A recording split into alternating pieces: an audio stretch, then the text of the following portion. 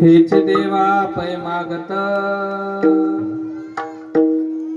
हेचे देवा पै मागत, चरण सेवा खंडित, वास द्यावा पंढरीचा,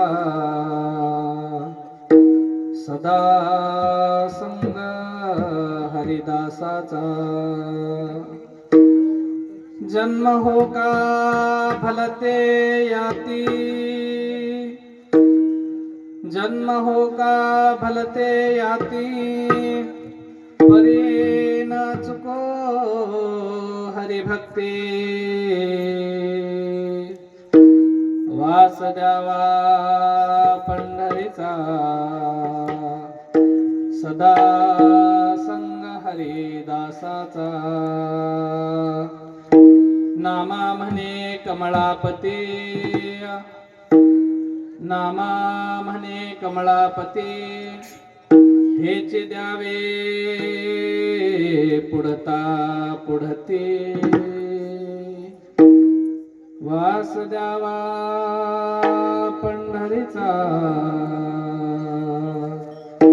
सदा संग हरिदासाचा, पांडुरंगा करू प्रथमा,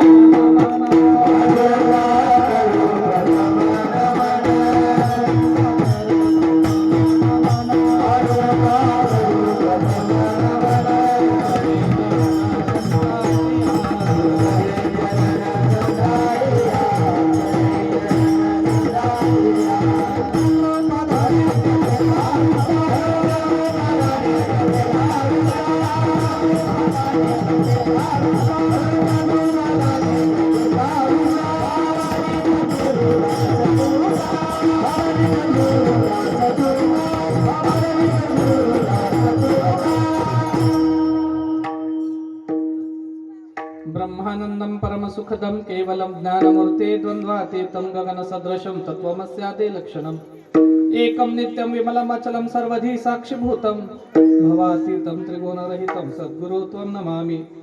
नित्यशुद्धं निराभासं निराकारं निरञ्जनं नित्यबोधं चिदानन्दं सद्गुरु त्वं नमामि। ध्यानमूलं गुरुमूर्ते पूजामूलं गुरुपदं मन्त्रमूलं गुरुर्वाक्यं मोक्षमूलं गुरुकृपा।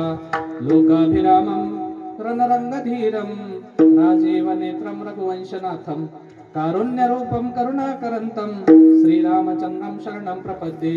मनोजवं मारुततुल्यवेगं जितेन्द्रियं बुद्धिमतां वरिष्ठं वातात्मजं वानरयूथमुख्यं श्रीरामदूतं शरणं प्रपद्ये।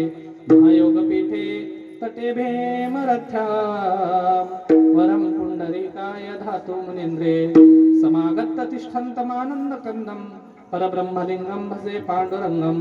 ओम नमो ज्ञानेश्वरा करुणाकरा दयाळा तुमचा अनुग्रह लाधलो पावन झालो चराचरी मस्तक हे पाया।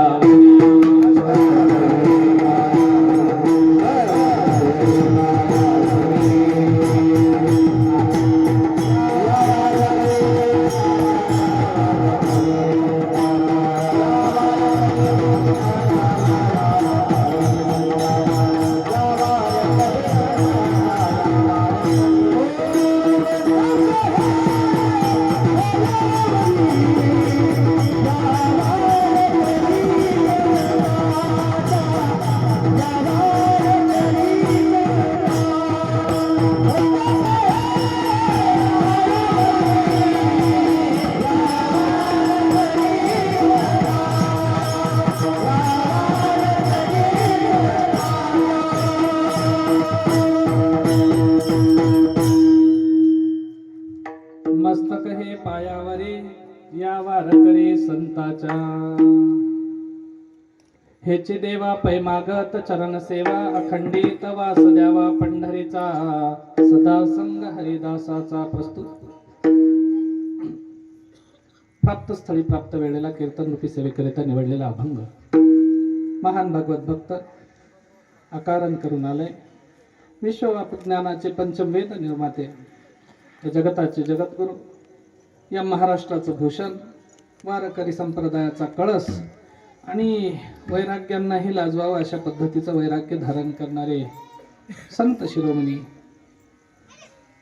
या जगताला पांडुरंग परमात्म्याला लढीवाळपणानं कशा पद्धतीनं प्राप्त करावं आणि त्याच्यावरती हक्क कशा पद्धतीनं गाजवावा या सर्व संतांचं त्या ठिकाणी अधिष्ठान असणारे आणि संतांना श्रीमान जगद्गुरु तुकोबारायासारख्या संतांना प्रेरणा देणारे विसोबा महाराजांसारख्या अवचित साधूचं त्या ठिकाणी शिष्यत्व धारण करणारे आणि पांडुरंगाचे लढीवाळ भक्त आपल्या या मराठवाड्याचं महाराष्ट्राचं भूषण हिंगोली जिल्ह्यातील त्या ठिकाणी नरसी या गावचे त्या ठिकाणी संतत्व प्राप्त केलेले संत शिरोमणी नामदेवराया आणि महाराजांचा चार चरणाचा वारकरी संप्रदायाच्या दंडकाप्रमाणे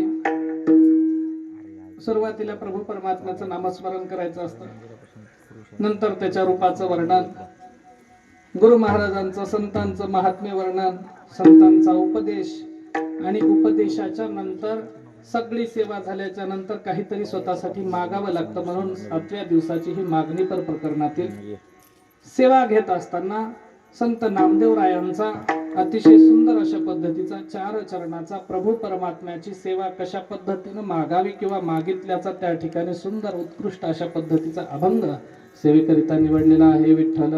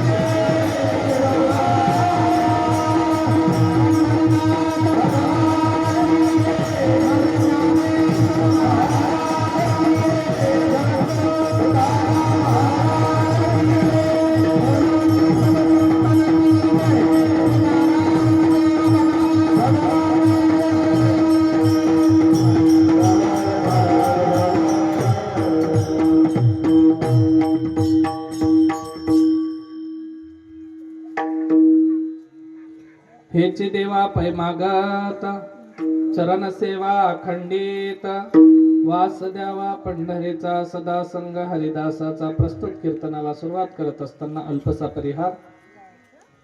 अखंड हरिनाम सप्ताह, ग्रंथराज ज्ञानेश्वरी पारायण आणि कीर्तन सोहळा हरिपाठ काकडा या मालिकेतील 7व्या दिवसाची कीर्तनाची सेवा.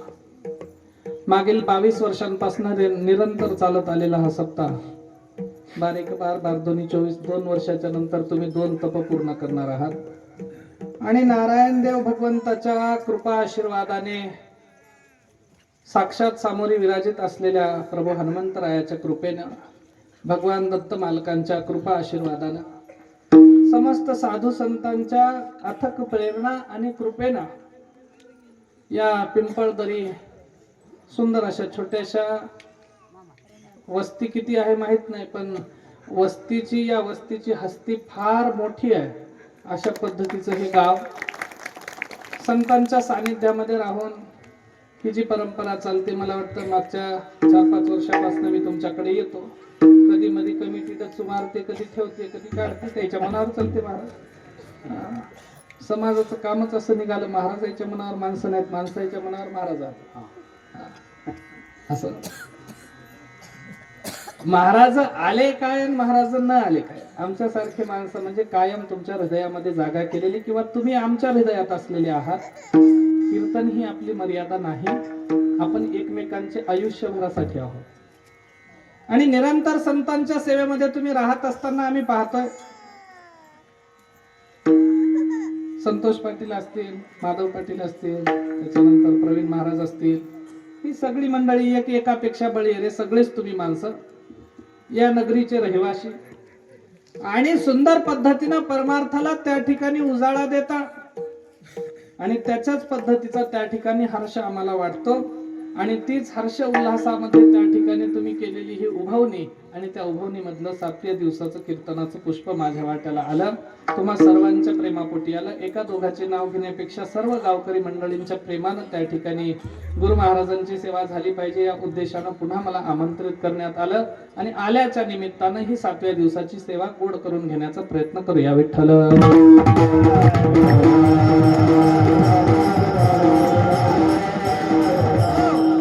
अभंग संत नामदेव महाराजांचा आहे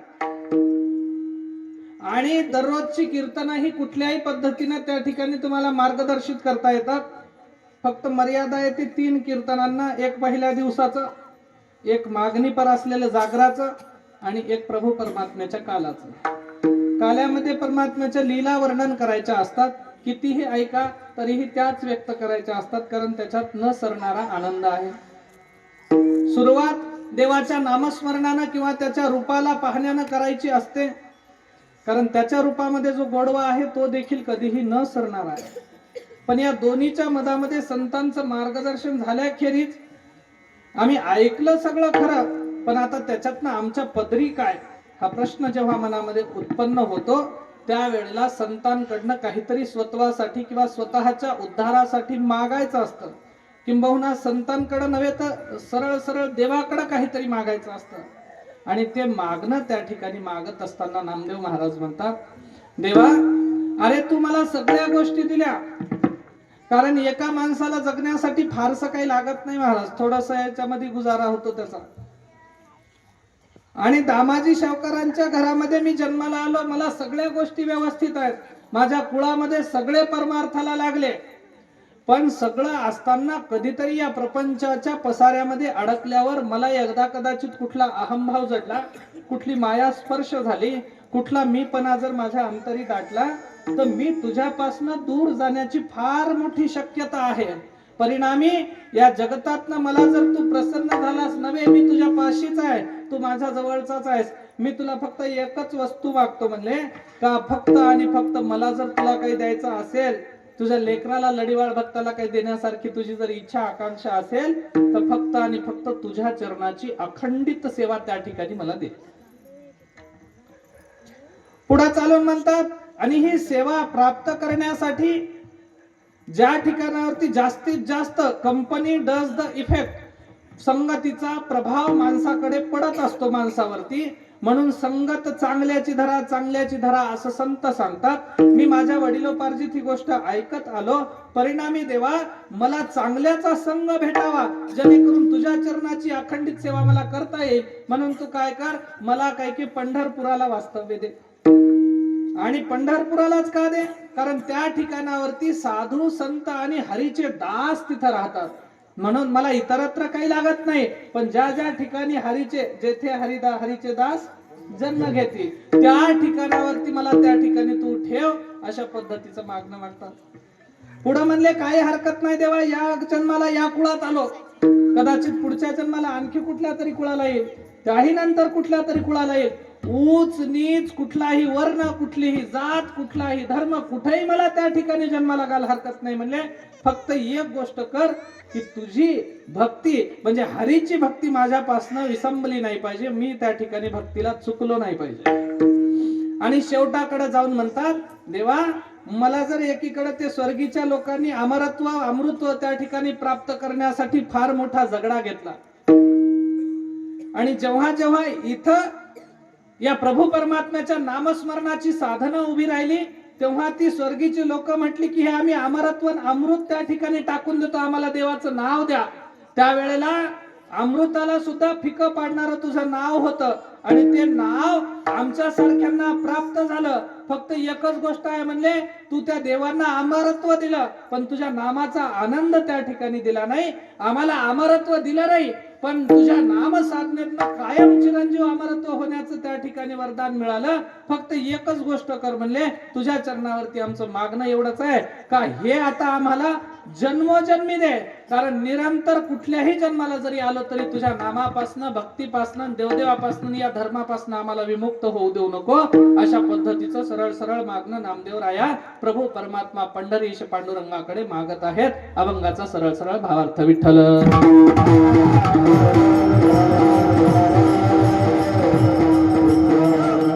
आता मागणं मागत असताना काही गोष्टी समजणं फार गरजेचं आहे महाराज. पण समजत असताना आता अगोदरच्या कीर्तनकारायनं सांगलं की न सांगलं मला माहित नाही, कदाचित त्याला त्याच्या कोण्या गोष्टीचे सगळ्याची समजूत ठेवावी लागली असेल ना असेल, काही मला माहित नाही. पण मी तुम्हाला तुमच्यातला असा कुणीतरी तुमचा जीवाचा महाराज आहे म्हणून अधिकारानं सांगतोय. आमची ही जी तरुण मंडळी मंदिराच्या वट्यावरती बसलेत, इकडं या सभागृहाच्या वट्यावरती बसलेत, सगळे तुम्ही मंडपामध्ये येऊन बसा अगोदर. विठ्ठला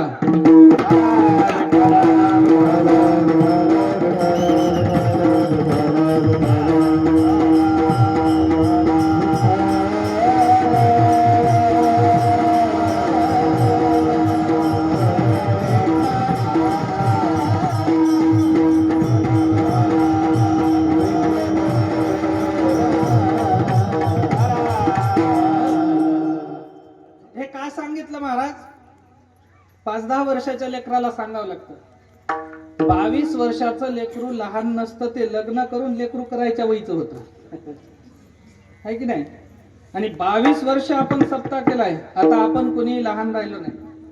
आणि या महाराष्ट्र धर्मामध्ये वारकरी संप्रदायामध्ये कीर्तन परंपरा ही जगातल्या प्रत्येक दुःखी, दरिद्री, हीन, दीन लोकांना तारण्याचं साधन होती. आणि संतांनी उभी केलेली ही परंपरा, याची मर्यादा होती की जिथं घोंगडं टाकलंय त्या घोंगड्याच्या वर कुणीही उंच वट्यावरती, उंच जागेवरती, उंच खुर्चीवरती बसायचं नसतं. आणि हे का सांगणं कशासाठी आहे, तुम्हाला यत्किंचित थोडंसं दुखावल्या गेलं तर हरकत नाही, थोडासा राग आला तरी हरकत नाही, कारण आमचे काही लेकरं तुमच्या दारात आणून उजवायचे नाही.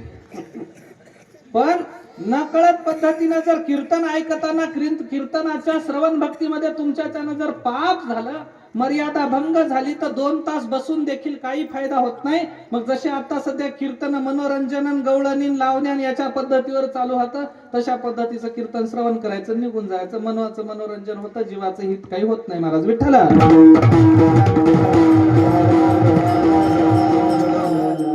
आता एक गोष्ट समजून घ्या, संसारामध्ये जगत असताना मनुष्याला माया फार सतावते. आणि ही माया कुठल्या ना कुठल्या पद्धतीनं मनुष्याच्या सानिध्यात सतत असते. महाराज तुम्ही तप करा, तुम्ही भक्ती करा, तुम्ही आचरण चांगलं ठेवा, तुम्ही सगळ्या गोष्टीनं चांगलं त्या ठिकाणी वागा, पण तरी देखील ही माया कुठल्या ना कुठल्या पद्धतीनं तुम्हाला सतावण्याचा प्रयत्न करते. आणि हे काय होतं माहिती आहे का, ही होईस तर तिनं आपल्याला छळेपर्यंत पता लागत नाही, पण तिने एकदा छळून बाजूला झाली का नंतर पश्चाताप नावाची वस्तू आमच्या हातामध्ये पडते. आणि मग फायदा काही होत नाही, हातची वेळ निघून जाते, तेलही गेलं, तुपही गेलं, हाती धोपटणं आलं म्हणल्यासारखी अवस्था माणसाची होते. महाराज मग ही न होण्यासाठी संतांनी सांगितलं, आधी देवाला शरण जा आणि संतांचे पाय धरा.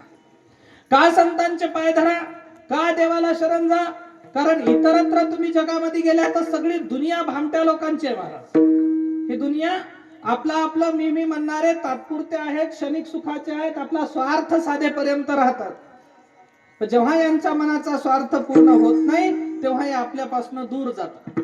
मग तो मित्र असू द्या, काय म्हणतात, दुःख आडवायला उंबऱ्यासारखा मित्र ओनिवामध्ये गारव्यासारखा म्हणतात खरं, पण तो गारवा इकडचा तिकडचा नसतो, ग्लासातल्या बाटलीमध्ये बर्फाचा पडणारा असतो. हे कधीपर्यंत असतात, सोबत असेपर्यंत, संगतीत असेपर्यंत, खर्च करेपर्यंत. ज्या दिवशी तुमच्या खिशाला चणचण लागली त्या दिवशी मित्रही नाही, गारवाही नाही, वनवा नाही, अख्ख्या जीवाचा वनवा होऊन जाते. मग हे न व्हावा म्हणून अगोदर देवाच्या पायी लागा. आणि देवाच्या पायी लागत असताना सुद्धा अशा पद्धतीने लागा की तिथं मायेचा अंश लेख सुद्धा त्या ठिकाणी नसावा. का? कारण ही माया मनुष्याला देवापर्यंत जाऊच देत नाही महाराज. मग खरा धर्म आणि खरा देव काय म्हणतात? देव म्हणावे कोणा वर्म कळेना गुरु किल्ली, खरा देव तो दूर राहिला पोथ्या वाचून वाट चुकली. कितीतरी नाना मतांतर झाली, कितीतरी वेगवेगळे विचार झाले, कितीतरी काहीतरी देवांच्या वेगळ्या वेगळ्या वाटा निर्माण झाल्या, पण सगळं करत असताना खरा अंतरीचा तो परमात्मा आहे कोण? जो गाडगे महाराजांना, तुकडोजी महाराजांना समजला होता, तो आणखी तरी आम्हाला समजला नाही असं होतं. आणि मुळात माया छळ कशी करते पहा. अनेक वर्षांपासून असंख्य वर्ष तपश्चर्या केली रावणानं, विभीषणानं आणि कुंभकर्णानं. तिघांनी देखील तपश्चर्या केली. रावणाला जे पाहिजे होतं ते मिळालं, विधीचा विधान होतं, जे पाहिजे ते मिळालं. विभीषणानं काही नाही, सात सज्जन व्यक्तित्वाचा होता, त्याला कुठलं लागत नव्हतं, काही नव्हतं, तो प्रभूच्या नामस्मरणामध्ये होता, त्याचं त्याला मिळालं. पण कुंभकर्णाला इंद्राचं आसन पाहिजे होतं, स्वर्ग सुख पाहिजे होतं. आणि कुंभकर्णाला जेव्हा विधात्यानं मागण्यासाठी सांगितलं तेव्हा त्याला स्वर्ग सुख मागण्यासाठी इंद्राचं आसन मागायचं होतं. पण ही माया त्याच्या जिभीवरती स्वार झाली. आणि या जिभीवरती मायेनं स्वार होऊन मायेनं काय केलं? त्यानं काय पाहिजे म्हणल्याच्या नंतर इंद्रासन म्हणायच्या जागी निद्रासन मागितलं. ईच नी झालं आणि निद्रासन म्हणून 6 महिन्याची झोप त्याच्या पदराला पडली महाराज. आणि असे झोपाळू आता ह्यात. मग ही अवस्था कशामुळे झाली? मायेमुळे झाली. मग या मायेपासून जर दूर जायचं असेल तर आम्हाला संतांच्या चरणी लागणं फार गरजेचं आहे. आणि संतांच्या चरणी का लागा? कारण इतरत्र जगामध्ये सगळे लोक कसे आहेत? भामटे आहेत, तुम्हाला आम्हाला छळणारे आहेत, तुम्हाला आम्हाला कुठंतरी नेऊन ढकलणारे आहेत. असं कोणी झालं का की घरचं एखादं मेलं त्याला चितेवर ठेवलं, त्याला बाजूला ठेवा मला ठेवा म्हणणारे? नाही. एक होती माऊली, नवरा मरून गेला, नवरा मेल्याच्या नंतर फारच माणसाला ढकलू पुढे जाऊ लागली, मला त्याच्या चितेवर ठेवा, मला त्याच्या चितेवर ठेवा. आमच्या माऊली सारखं हिंदोळ्याचा एक माणूस होता, जर असं सोडून तर बघा म्हणला, दिलं सोडून. आम्हाला लेकराचं कसं होईल म्हणजे? हे जग भामट्या लोकांचं आहे, हे स्वार्थी लोकांचं आहे. आणि मग या लोकांमध्ये आम्हाला आमचं कोण आहे तर ते फक्त संत आहेत. आणि या संतांच्या चरणी का लागा? कारण इतरत्र तुमच्या आमच्या जीवाच्या हिताचा फायद्याचं कुठलंही त्या ठिकाणी साधन नाही. काय झालं महाराज? जाता जाता आता दृष्टांत सांगतो. तुम्ही म्हणसाल कीर्तन सुरू झालं जाता जाता म्हणाले काय? काय झालं? एका बाजारामध्ये एका गुलामाची विक्री होऊ लागली. आणि बाजारात गुलामाची विक्री होत असताना त्या गुलामाला 500 रुपयामध्ये तो धनी विकत होता. पूर्वीच्या काळात, रजाकारीच्या काळामध्ये गुलाम विकल्या जायचे. एखाद्याला गुलाम करायचे आणि त्याला कुणाला तरी थोड्या पैशामध्ये विकल्या जायचं की जलंबर त्यानं त्याची चाकरी करावं. जेव्हा परकीय लोकांची सत्ता होती किंवा रजाकारांची सत्ता होती, निजामाची राजवट होती, आणखी यवनी सत्ता त्या ठिकाणी होती, त्या काळातली ही गोष्ट आहे. मग त्याची विक्री होत असताना एक शेतकरी तिथं आला आणि शेतकरी म्हणला इकडं 1.25 लाख रुपये वर्षाला, 1.5 लाख रुपये नोकरदाराला द्यावं लागायले सालगड्याला. मग 500 रुपयामध्ये गुलाम भेटाला आणि ते पण जीवनभर आपल्याला त्या ठिकाणी जलंभर आपली सेवा करणार. मग 500 रुपयात घ्यायला काही हरकत आहे का? काही नाही म्हणजे. मग जाऊन विचारलं, बाबा हे 500 रुपयाला गुलाम तुम्ही विकताय खरा, पण सकाळपासून तुम्ही इथं बसले असाल, एकही गिराईक आलं नाही का? त्यानं म्हणला गिराईक खूप लई आले पण एका नाही याला घेतलं नाही. ते म्हणला का? कारण त्या बाजारात गेल्याच्या नंतर जनावरांची गुण सांगावं लागतात, लातच मारते, ढुसणीच मारते, काय दूधच देत नाही, काहीतरी करते.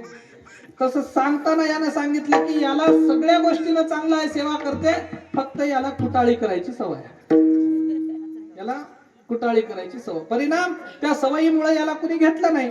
मग हे म्हणलं आपल्या घरामध्ये कुटाळी करायला कोणीच नाही, नवरा आणि बायको, दोघांमध्ये काय कुटाळी करणार आहे? 500 रुपयात भेटायला तेवढं सहन करून घेऊ म्हणलं याला. आपण 500 रुपये दिले, विकत घेतलं, घरी आणलं. 4-6 महिने त्यानं चांगली सेवा केली महाराज. 4-6 महिन्याच्या नंतर त्याला पुन्हा मधातून त्या ठिकाणी अशी काय म्हणतात हुंकार उठला की आता आपण काहीतरी कुटाळी केली पाहिजे. कारण सापाची, त्या काय कुत्र्याची शेपूट आणि सापाची त्या ठिकाणी डसायची वृत्ती आणि विंचवाची नांगी ही कधीही त्या ठिकाणी परावृत्त होत नाही. ते आपला स्वभाव गुण सोडत नसतात. त्या पद्धतीनं कुटाळ माणसं कधीही कुटाळ्या करण्याचा स्वभाव सोडत नसतात. ते फक्त सांगतात मी आता चांगला झालो. मग हे 6 महिन्याच्या नंतर कुटाळी करण्याच्या आपल्या मूळ गुणधर्मावरती आलं आणि आल्याच्या नंतर यानं म्हणला करावं तर काय कुटाळी करावं, बाहेरचे कोणी माणसं नाही तर नवरा आणि बायकोच आहे. मग नवरा रानामध्ये गेल्याच्या नंतर यानं काय केलं, बाईला म्हणला बाई तुम्हाला एक गोष्ट सांगायची होती. ते म्हणली सांग. नाही म्हणला पण तुम्हाला राग येईल. ते म्हणली येत नाही. नाही तुम्ही मला शिव्या देसाल. नाही देत. अरे सांग म्हणली तू. नाही नाही मला आधी शब्द द्या, तुम्ही काही म्हणणार नाही. ते म्हणली काहीच म्हणत नाही. मग त्यानं सांगलं काय करावं, म्हणला तुम्हाला कसं सांगावं, आता आपल्या मालकाचं बाहेर कुठंतरी लफडं चालू आहे. बाई म्हणली मी 6 वर्ष 7 वर्ष 10 वर्ष संसार केला, आजपर्यंत त्याच्याकडनं मला एका तिळाचा धोका भेटला नाही, कधी आमच्यात भांडण झालं नाही, आमच्या कधी प्रेमाची कमतरता पडली नाही, आजपर्यंत कधीच आम्हाला त्या ठिकाणी काही वाटलं नाही, आणि तू खोटं बोलायला म्हणजे. त्यानं म्हणला हेच तुम्ही म्हणत होत्या म्हणून सांगणं गेलो म्हणला आधी तुम्हाला. ते म्हणली काय पुरावा आहे. त्यानं म्हणला आता पुरावा कसा देऊ तुम्हाला, तुम्हाला लक्षात येईन झालं का म्हणला काही दिवसापासून बिघडल्याने वागायले ते. आता बाईची जात. मग म्हणल्याच्या नंतर ती रडायला लागली, महाराज आता काय करावं, आता कसं करावं, माझ्या संसाराचा सत्यानाश झाला, हे झालं ते झालं. त्यानं म्हणला काळजी करू नका, तुमचा इलाज माझ्याकडे आहे. ते म्हणली काय. त्यानं सांगलं मी एका महाराजाला ओळखतो.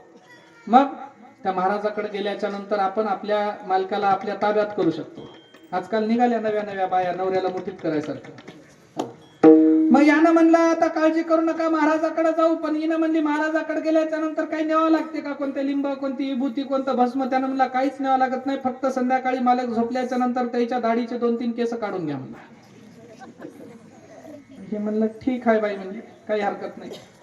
मग बाई ठीक आहे म्हणल्याच्या नंतर ठरलं.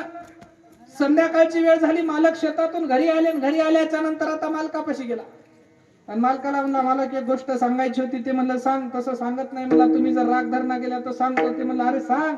नाही नाही तुम्ही काही म्हणणं गेले तर सांगतो. अरे सांग.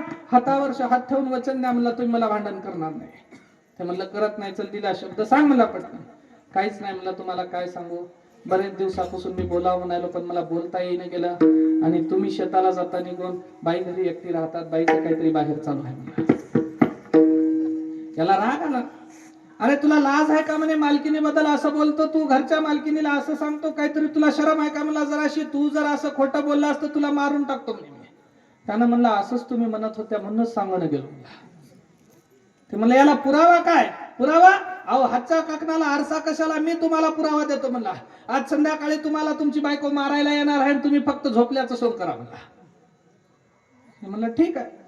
मग रात्री हे झोपलं आणि 12-1 वाजताच्या वेळेला ही बाई कात्री घेऊन निघाली मालकाच्या दाढीचे केस कापायला. आल्याच्या नंतर यानं झोपेचं सोंग घेतलं. तिनं कात्री घेऊन पलंगाच्या जवळ आल्याच्या नंतर यानं पाहिलं, आणि पाहिल्याच्या नंतर यानं ताड करून उठून याला राग आला, हातातली कैची घेतली आणि तिच्या नरडीमध्ये खूप असली मारून टाकलं. मारलं. बाई गेली मरून. सकाळ झाली, तिच्या घरच्याला कळालं. घरचे येऊन याच्यासोबत भांडण केले, घरच्यांनी याला मारून टाकलं. आणि हिच्या घरच्याने याला मारलं म्हणून याच्या घरच्याला कळालं. ते आले, दोन्ही कुटुंबांमध्ये हाणामारी लागली. जसे ते द्वारकेचे यादव मरून गेले तशा पद्धतीनं 2 कुळाचा नायनाट झाला. कशामुळं. एका कुटाळीमुळं. आणि या एका कुटाळीमुळं एवढा मोठा सत्यानाश झाला. मग संत म्हणतात समाजामध्ये अशा कुटील लोकांच्या जवळ जर तुम्ही बसलात तर फक्त आणि फक्त तुमच्या जीवाचा नाश होतो. म्हणून कसं करा तर संतांच्या पायी नतमस्तक व्हा. त्यांच्या जवळ गेल्याच्या नंतर ते देवाचं साधन तुम्हाला देतील, परमार्थाचं देव देश आणि धर्माच्या हिताचं साधन तुम्हाला देतील, जीवित्वाच्या उद्धाराचं साधन ते तुम्हाला देतील. आणि ते दुसरं तिसरं काही नाही, देवाच्या सेवेचं आहे, ईश्वराच्या भक्तीचं आहे. ते संतांकडनं घ्या आणि देवाला त्या ठिकाणी प्राप्त करून घ्या. ही उक्ती जेव्हा नामदेवरायांना समजली तेव्हा नामदेवराया म्हणले समाजातल्या लोकांपाशी राहण्यापेक्षा देवा मला तुझ्या चरणाला राहणं आवडतं, म्हणून मला जर काय द्यायचं असेल तर तुझ्या चरणाची सेवा दे. अभंगाचं पहिलं चरण. देवा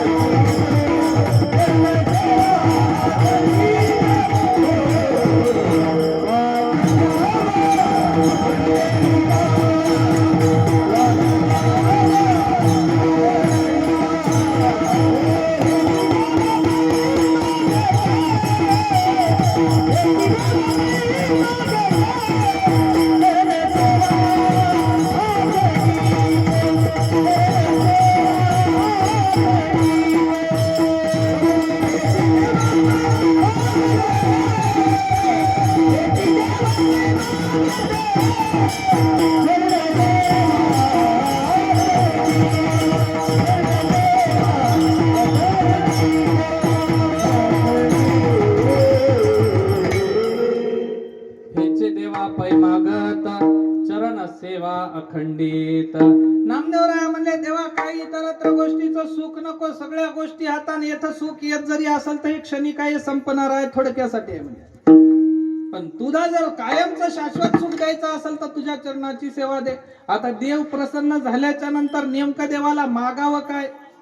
3 गोष्टी फार सुंदर आहेत महाराज संतांनी सांगितले. एक, मागावं कुणाला, मागावं काय आणि मागावं कुण, हा अधिकाराचा विषय येतो महाराज मागणीच्या बाबतीत. मग आता मागावं कुण, ज्याला ती पात्रता सिद्ध झाली त्यांना. मागावं कुणाला, ज्याच्या पदरामध्ये जे वस्तू आपल्याला मागायची आहे ते कितीतरी पटीनं त्याच्याजवळ असावी लागते. आणि मागावं काय, तर नेमकं मागायचं काय, तर शेजाऱ्याची शेती घेऊ दे, यावर्षी 2 व्हीलरची 4 व्हीलर होऊ दे, यावर्षी पप्याचं लग्न होऊ दे, यावर्षी सैनिकीला बळ येऊ दे, ह्या वस्तू नाही तर कधीच न संपणाऱ्या सुखाची व्याप्ती परमेश्वराकडे, त्याचं नाम त्या ठिकाणी, भक्ती, त्याचे चरण, त्याचं सानिध्य, त्याचं संलग्नता त्या ठिकाणी मागायची असते. मग मागताना मनुष्याला फार विचारपूर्वक गोष्टी कराव्या लागतात. सासा सुनाचं 2 जणीचं भांडण झालं है की नाही, आता कसे कानावर केले बघा. आणि मग सासा सुनांचं भांडण झाल्याच्या नंतर सुनबाई म्हणली महादेवाची भक्तीच करतो, आता महादेवाला प्रसन्न केल्याशिवाय मी काही शांत बसत नाही. मग केलं प्रसन्न देवाला. साक्षात भोला भोलेनाथ त्या ठिकाणी प्रसन्न झाले. भोलेनाथांना विचारलं, सांग बाई म्हणले काय पाहिजे तुम्हाला, काय पाहिजे म्हणल्याच्या नंतर काहीच नाही. देवा म्हणली काही गोष्टींचं आहे मागणं. देव म्हणले एक वरदान तुला मी देतो, जे मागायचं ते माग. तिने म्हणली एक नको, मला 3 वरदान पाहिजे. देव म्हणला काही हरकत नाही, चल तुझी भक्ती पाहून 3ही वरदान तुला देतो. पण देव म्हणला हे बघ, विचार करून माग, तू जितकं मागशील त्याच्या 10 पट तुझ्या सासूला देतो म्हणला. ती म्हणली तिचाच सत्यानाश करायचा आहे आणि तिला 10 पट देतो म्हणालास, बघू म्हणजे. मग बघू म्हणल्याच्या नंतर हिनं म्हणली देवाला, पहिले सगळ्यात अगोदर देवा मला एवढं मोठं धन दे. म्हणजे देवानं तिला धन दिलं खरं, पण तिच्या 10 पट धन सासूला दिलं. हिने म्हणली आता काय करावं. परत हिने सांगितलं देवा मला आता सुंदर बनव. म्हणली मला मेकअप करायची, त्या फाउंडेशनची, त्या हायब्रोन काही करायची गरज पडली नाही पाहिजे. कोणता वॉटरप्रूफ नको, कोणताच मेकअप नको. हे म्हणला काही हरकत नाही, तुला देतो. तिच्या 10 पट तिची सासू त्या ठिकाणी सुंदर केली. आता म्हणली हे झालं खरं, फायदा सासूचा झाला, मेहनत आपण केली, काय करावं. मग आता देवाला म्हणली देवा आता 3रं मागणं काहीच नको, मला एक हलका हार्ट अटॅक दे. म्हणली काय हलका, उगा सौम्य हार्ट अटॅक दे. म्हणली मला हार्ट अटॅक म्हणल्यानं कळून झाले तुम्हाला, हार्ट अटॅक दे म्हणली. हिला हलका दिला, हिच्या 10 पट मोठा सासूला दिला. सासू गेली मरून. तिचं धनही इनाच भेटलं, सुंदरही इनाच राहिली. आता काय महादेव म्हणला, कोणत्या येड्यानं म्हणलं होतं की बाईचा दिमाग गुडघ्यामध्ये असते, तेव्हापासून महादेव हुडकाला म्हणून त्या माणसाला तिरसूळ. बाई ही आदिभवानी आहे, ही शक्ती स्वरूपिणी आहे आणि ही साक्षात माया आहे. ही माया मनुष्याला कशा कशा पद्धतीनं कधी त्या ठिकाणी चक्रात अडकवेल काही सांगता येत नाही. हिनं देवी दैवतांचा छळ केला, हिनं नाना प्रकारे कुठल्या ना कुठल्या असंख्य साधू संतांना छळण्याचा प्रयत्न केला आणि कैक लोकांना छळल्याच्या नंतर सुद्धा ही त्यांच्यावरती विजयी राहिली. अशी अजय असणारी माया, फक्त तिचं छेदन करणारे या जगतामध्ये संत आहेत आणि संत त्या ठिकाणी एकमेव मायेला दूर करून भगवंत प्राप्त करून देऊ शकतात. म्हणून नामदेवराया म्हणजे आधी संतांच्या चरणाशी लागावं लागतं. आणि मग माया नेमकी ओळखायची कशी, किंबहुना माया छळल्याच्या नंतर होतं काय, थोडक्यामध्ये डबल एकदा सांगतो, ऐकून घ्या. काय झालं महाराज, आता या वर्षी आपण एवढा सुंदर मंडप टाकला, दरवर्षी असं राहत गेलं आपलं, है की नाही. याच वर्षी विकी हा दरवर्षी चपटा मंडप राहत गेला, या वर्षी ढेरी निघाली मंडपाला. म्हणजे पिपळदरीचे माणसं आता सुधारले. आणि मग एवढा सुंदर मंडप टाकला. असाच मंडप एका जणानं आपल्या बायकोच्या वाढदिवसासाठी टाकला होता. बाईचा वाढदिवस, आता बायको याची, पण व्हॉट्सअपवर सगळं याला सांगायला हॅपी बर्थडे बायको म्हणून. हॅपी बर्थडे बायको. मग आता या बाईचा वाढदिवस पण हिने सांगितलं, सगळे तर हॅपी बर्थडे विश करता स्टेटस ठेवून फेसबुकवर हे ते करून, तुम्ही काय करा म्हणजे माझा वाढदिवस साजरा करा. मग साजरा करा म्हणल्याच्या नंतर यानं मित्रमंडळी बोलवले, सगळे आपले गणगोत बोलवले, मोठा मंडप, 1001 माणसाच्या जेवायची पंगत, सगळं केलं महाराज. आणि सगळं केल्याच्या नंतर केक ऑर्डर केला. नांदेड सारख्या ठिकाणाहून मोठा केक आणला. मंडप आहे, स्टेज आहे, स्टेजवरती पलंगावरती टेबल आणि टेबलावरती केक ठेवला. इकडून बाई आली, तिच्या मैत्रिणी, इकडून दादा आला, त्याचे मित्र, सगळे आप्तेष्ट जमा झाले. केक कापता वेळेला त्या ठिकाणी बाईला काय झालं काय माहित नाही, हातातला चाकू बाजूला ठेवला, नवऱ्याच्या कानाखाली ताडकन वाजवली कानाखाली. आता आमच्या संतोष पाटला सारखे एक जण म्हणजे याला लाज आहे का म्हणलं, एवढा वाढदिवस ठेवून बायकोचा मार खाल्ला, मला काही अक्कल आहे का म्हणले, जर असं याच्यासाठी यानं वाढदिवस ठेवला होता का. मग त्या वेळेला एक जण म्हणलं, आमच्या विनेकऱ्यासारखं थोडं हुशार होतं, वडीलधार माणूस, मार खाल्ला ठीक आहे, पण का खाल्ला हे पाहणं गरजेचं आहे. जवळ जाऊन हळूच विचारलं, बाबा म्हणला काय नेमकं काय अडचण होती, एवढा कार्यक्रम ठेवलास, एवढे सोयरे धायरे बोलवले, एवढ्याच्या समोर तू मार खाल्लास. त्यावेळेला यानं म्हणला, दादा चूक माझीच आहे. ते म्हणलं काय झालं. काय नाही म्हणला, माझ्या बायकोचा वाढदिवस आहे. केक आणला, केकवाल्याला बायकोचं नाव टाकायला लावलं केक वरती. माझ्या बायकोचं नाव आहे म्हणला आकृती. आकृतीचं स्पेलिंग AKRUTI. आकृतीचं स्पेलिंग AKRUTI.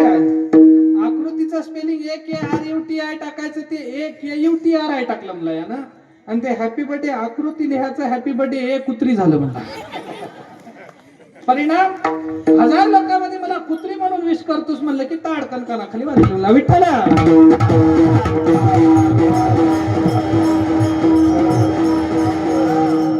महाराज म्हणतात, अक्षरातलं एका नावातलं एक अक्षर फक्त फेरबदल झालं महाराज. इकडचा यू इकडं पडला, इकडचा यू इकडं पडला.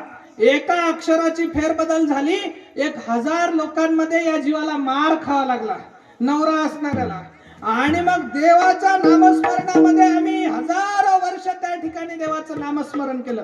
अनंत जन्मापासून आम्ही करत आलो. माऊलींनी सांगितलं, तुम्हाला जन्मभर देव प्राप्त करण्यासाठी अट्टाहास करायची गरज नाही म्हणले. फक्त एक वेळा देवाचे द्वारे उभा क्षण भावे,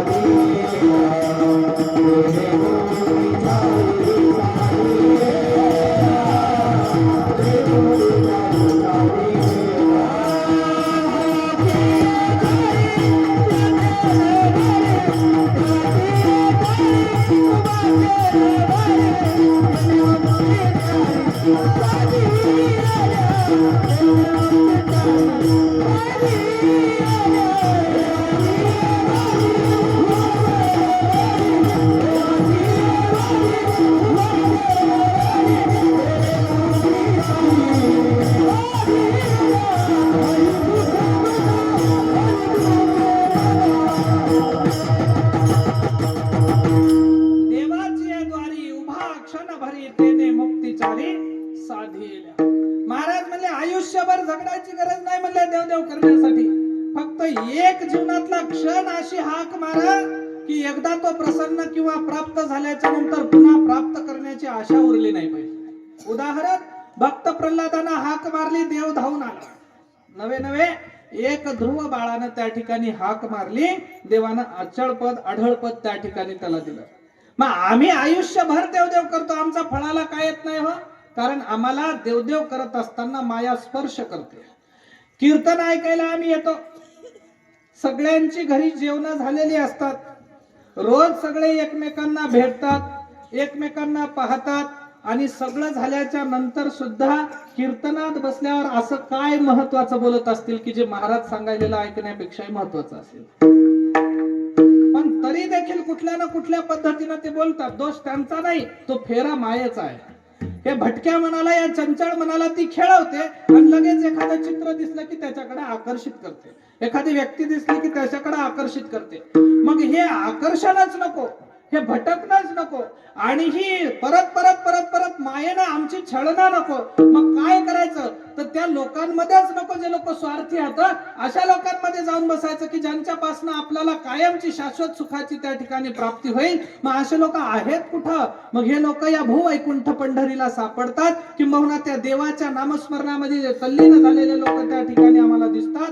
म्हणून नामदेवराय म्हणले, देवा मग मला अशाच लोकांपाशी ठेव. अभंगाचं दुसरं चरण.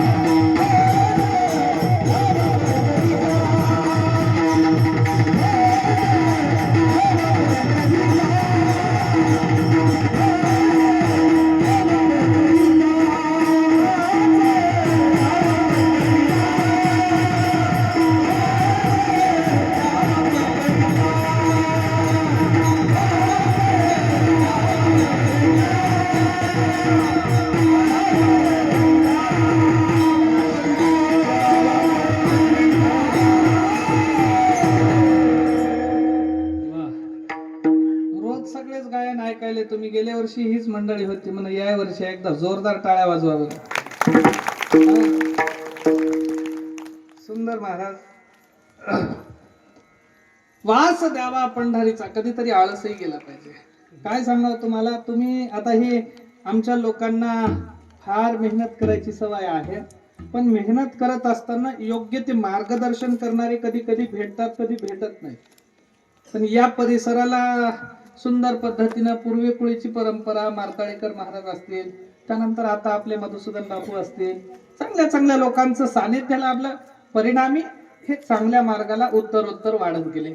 नाहीतर आम्ही कीर्तन दोन दोन माणसं घेऊन साजरे केले. आमचे हिंदोळ्याचे माऊली येईना, आमचे शाहीर बापू, हे आम्हालाही कीर्तन येत नव्हते आणि त्यालाही काय असं काय तेवढंसं हे नव्हतं. हळूहळू तेही शिकत राहिले ना आम्ही शिकत राहिलो. शिकत शिकत आम्ही शिकलेल्याच्या यादीत गेलो. सुंदर नियोजन आहे. मंडळी सिस्टीम वाले चांगले होता असं काही नाही. नंबर 1 कार्यक्रम आहे. फक्त ती कधी कधी आम्हाला गोंगाट यायला, बाकी काही अडचण नाही. सिस्टीम वाल्यासाठी टाळी वाजवा बरं. दरवर्षीपेक्षा तरी आळस आमचा निघून गेला. कुठं होतो हे इकडचं तिकडचं बोलताना बरं वाटतं हे की नाही. अवघड आहे महाराज. वास द्यावा पंढरीचा सदा संग. इच अँड एव्हरी मोमेंट, प्रत्येक क्षणाला देवाचंच वास्तव्य त्या ठिकाणी असलं पाहिजे आणि संतांचं हरिदासांचं सानिध्य असलं पाहिजे. परिणाम या संतांच्या हरिदासांच्या सानिध्यात राहिल्याच्या नंतर जीवाला शांती प्राप्त होते. आमचे प्रवीण महाराज, आम्ही आता गाडीत येताना तेच चर्चा करत आलो नांदेड. ते म्हणले बापू लई मोठा व्याप झाला, हिंडा हिंडी फिरा फिरी हे करा ते करा, काहीतरी करता करता सगळ्या गोष्टी समाधान होतात, फक्त शांती नावाची वस्तू नाही. मी म्हणलं आता पहिली एक घर शांती होती, दुसरी एखादी करून घ्या. मग तर म्हणले हाय तेवढी शांती राहायची गॅरंटी नाही.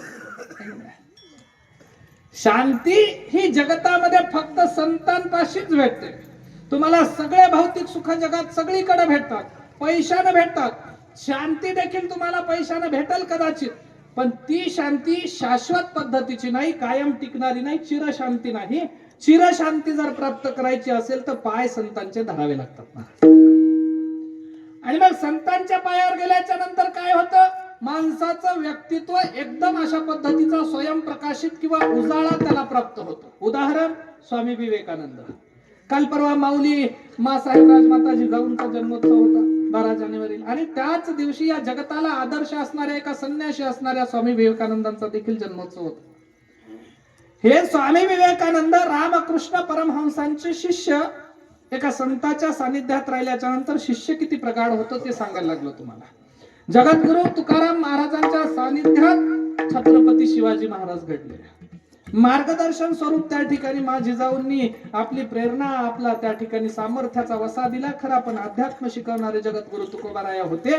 त्या पद्धतीने विवेकानंदांना रामकृष्ण परमहंसांनी ज्ञान दिलं. ज्ञान देऊन या देशाचं नेतृत्व करण्यासाठी जगाची त्या ठिकाणी धर्म परिषद भरली होती शिकागोला, आणि शिकागोला भरलेल्या धर्म परिषदेमध्ये स्वामी विवेकानंद या देशाचं नेतृत्व करण्यासाठी गेले होते. सगळे लोक हसू लागली महाराज, कारण अवतार विचित्र दिसायला लागला. सगळे सुटाबुटामध्ये आणि कोटामध्ये होते, आणि हा एक संन्यासी त्या ठिकाणी साध्या भगव्या चिरवस्त्रांमध्ये त्या ठिकाणी होता. त्याचा अट्टहास उपहास त्या ठिकाणी करत होते. आणि करत असताना त्या ठिकाणी सगळ्या देशाच्या लोकांनी आपापली भूमिका मांडली, आपल्या धर्माचं मोठेपण त्या ठिकाणी सादर केलं. आणि सगळ्यांनी त्या ठिकाणी बोलल्याच्या नंतर, मनसोक्त सगळ्यांचं बोलणं झाल्याच्या नंतर या भारताच्या या छोट्याशा या युवा संन्याशाला त्या ठिकाणी 5 मिनिटाचा वेळ देण्यात आला. काय बोलायचं ते 5 मिनिटात आटपून घ्या. आणि 5 मिनिटाचा वेळ द्यायच्या नंतर अर्धा मिनिट तर त्यांना इकडं तिकडं सगळ्यांना ऐका ऐका म्हणण्यातच गेला. आणि जेव्हा यांनी बोलण्याला सुरुवात केली, आतापर्यंत जी मंडळी बोलली होती, सगळे ladies and gentlemen, your attention please, सगळेजण इकडे लक्ष द्या, एक्सक्यूज मी, अशा पद्धतीचं उद्बोधन करत होते. या जगातला एकमेव संन्यासी जो अमेरिकेच्या शिकागो येथे धर्म परिषदेमध्ये जेव्हा बोलायला उभा राहिला, तेव्हा बोलताना म्हणतो, my dear brothers and sisters of America. माझ्या बंधू आणि भगिनींनो, बहिणी आणि भावांनो, अमेरिकेतील माझ्या बंधू भावांनी जेव्हा हा शब्द त्या लोकांनी ऐकला, फक्त आणि फक्त 2.5 मिनिटं फक्त स्वामी विवेकानंदांच्या वाक्याला टाळ्या वाजल्या. का टाळ्या वाजल्या? कारण या भारताची संस्कृती त्याच्यातनं दिसली का एका संन्याशाची वाक्भाषा, त्याचं वक्तृत्व, त्याची भाषा, त्याचं बोलण्याचं त्या ठिकाणी कौशल्य कसं आहे, तर जगताला वसुधैव कुटुंबकम म्हणणारी त्या ठिकाणी यांची संस्कृती आहे. अवघे विश्वाची माझे घर म्हणणाऱ्या ज्ञानेश्वर माऊली सारख्यांचा त्यांना मार्गदर्शन आशीर्वाद आहे, वसा आहे. आणि ही भूमिका मांडत असताना तिथल्या कमिटीतली एक सुंदर स्त्री त्या ठिकाणी उठून विवेकानंदांना म्हणते, हे monk, I proposing to you as a bride. मी तुमच्या पुढे एक नवरी बनून प्रस्ताव ठेवते, मॅरी मी, माझ्यासोबत लग्न करा. I proposing to you as a bride marry me, ही जेव्हा म्हणते की मी तुमच्या समोर प्रस्ताव ठेवते की मला तुमच्याशी लग्न करायचंय, माझ्याशी लग्न करा, त्यावेळेला या विवेकानंदांनी सांगितलं, आई मी तुमच्याशी लग्न करू शकत नाही. ही म्हणली का? त्यांनी सांगितलं, मी संन्यासी आहे, आमच्यात संन्यासत्व झाल्याच्या नंतर आम्हाला स्त्री वर्ज्य असते, किंबहुना प्रपंची कुठलेही नातेसंबंध आम्हाला ठेवता येत नाही. मग ठेवता येत नाहीत म्हटल्याच्या नंतर ही म्हणली, अहो मी माझ्यासाठी म्हणायला लागले नाही, मी या जगाच्या कल्याणासाठी म्हणायला लागली. का? कारण या धर्म परिषदेतल्या या पीठावरच्या या कमिटीत माझ्यासारखी सुंदर लावण्यवती स्त्री दुसरी नाही, आणि तुमच्यासारखा विद्वान ज्ञानी विद्वत पुरुष त्या ठिकाणी दुसरा नाही. मग जेव्हा आपण दोघं लग्न करू, तेव्हा आपल्यापासून जी संतती उत्पन्न होईल, त्याच्यामध्ये तुमचं ज्ञान आणि माझी सुंदरता, ह्या 2 गोष्टी जर त्याच्यात उतरल्या तर जगात त्याची बरोबरी कोणी करणार नाही.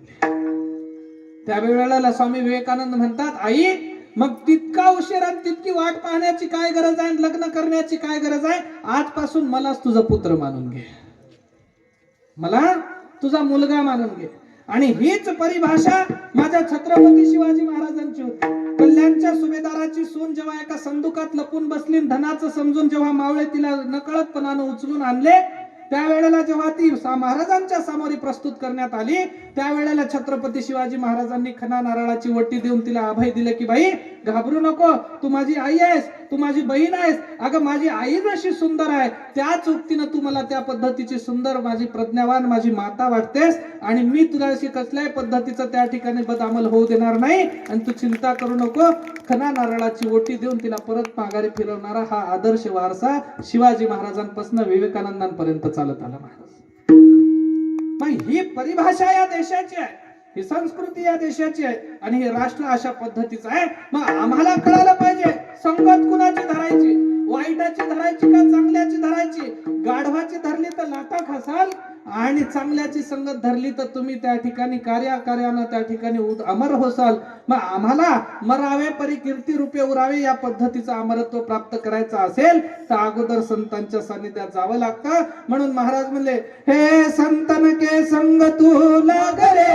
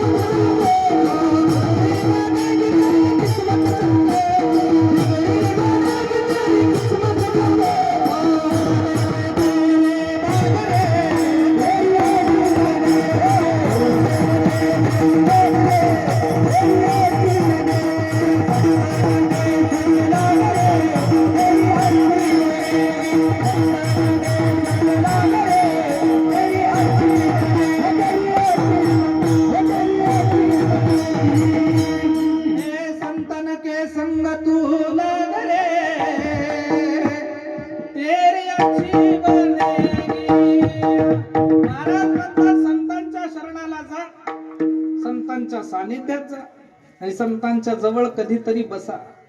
बसल्याच्या नंतर 3 गोष्टींनी संतांना आपलंसं करण्याचा प्रयत्न करा. महाराज, एक, संतांच्या जवळ जाताना निस्वार्थ होऊन जा. मनामध्ये कुठला तरी स्वार्थ धरून एखाद्या साधूच्या संगतीत जात असाल तर तो देखील तुमच्या सोबत स्वार्थी वृत्तीनंच त्या ठिकाणी तुम्हाला मार्गदर्शन करेल. म्हणून निस्वार्थ पद्धतीने त्याच्या जवळ जा. दुसरी गोष्ट, निर्भय पद्धतीने जा. कधीच भ्यायचं नाही, कारण आमच्या डोक्यावरती आम्ही काय गोरगरिबाचे लेकरं नाही मारत. पैशानं, आर्थिक कारणानं कुणी असतीलही कदाचित गरीब, पण ज्यांचा हात आपल्या डोक्यावरती आहे, कळी काळाच्या उरावरती पाय देण्याचं सामर्थ्य त्या संतांचं आहे. मग ती संत मंडळी गरीब नाहीत महाराज. म्हणून आम्हाला त्या ठिकाणी कशाची भीती वाटायची गरज नाही, कारण आमच्या डोक्यावरती गुरूंचा, सद्गुरूंचा, संतांचा आशीर्वाद आहे. म्हणून म्हणतात, न कशाची भीती न कशाचं भय, बोला सद्गुरू महाराज की जय. मग या संतांना निर्भय होऊन शरण जावं लागतं, निस्वार्थ होऊन शरण जावं लागतं. आणि शेवटची एक वस्तू आहे, निशंक होऊन शरण जावं लागतं. की एकदा आम्ही त्यांना शरण गेलो, विषय संपला. याच्या पुढे आम्हाला मोक्ष भेटल किंवा न भेटल, संतांना शरण गेलात आणि संसाराचा ओझं सगळं देवावरती टाकून दिलात. तुका म्हणे घालू तयावरी भार, वाहू हा संसार देवापायी. एकदा देवावरती तुम्ही त्या संसाराचं ओझं टाकून द्या आणि नम्रपणानं संतांना शरण जा. आयुष्यात तुम्हाला पुन्हा त्या ठिकाणी कसल्याच पद्धतीची चिंता करायची गरज नाही. म्हणून नामदेवराया म्हणले, देवा अरे मला आता संत सापडले, मला आता चिंता करायची गरज नाही, कारण हा संप्रदाय, हा धर्म 18 पगड जातीच्या लोकांचा आहे. जसं हिंद विश्वराज्य निर्माण करताना शिवरायांनी कुणाची जात पाहिली नाही, तसा हा संप्रदाय उभा राहताना कुठल्या संताची न पाहे याती कुळाचा यारे यारे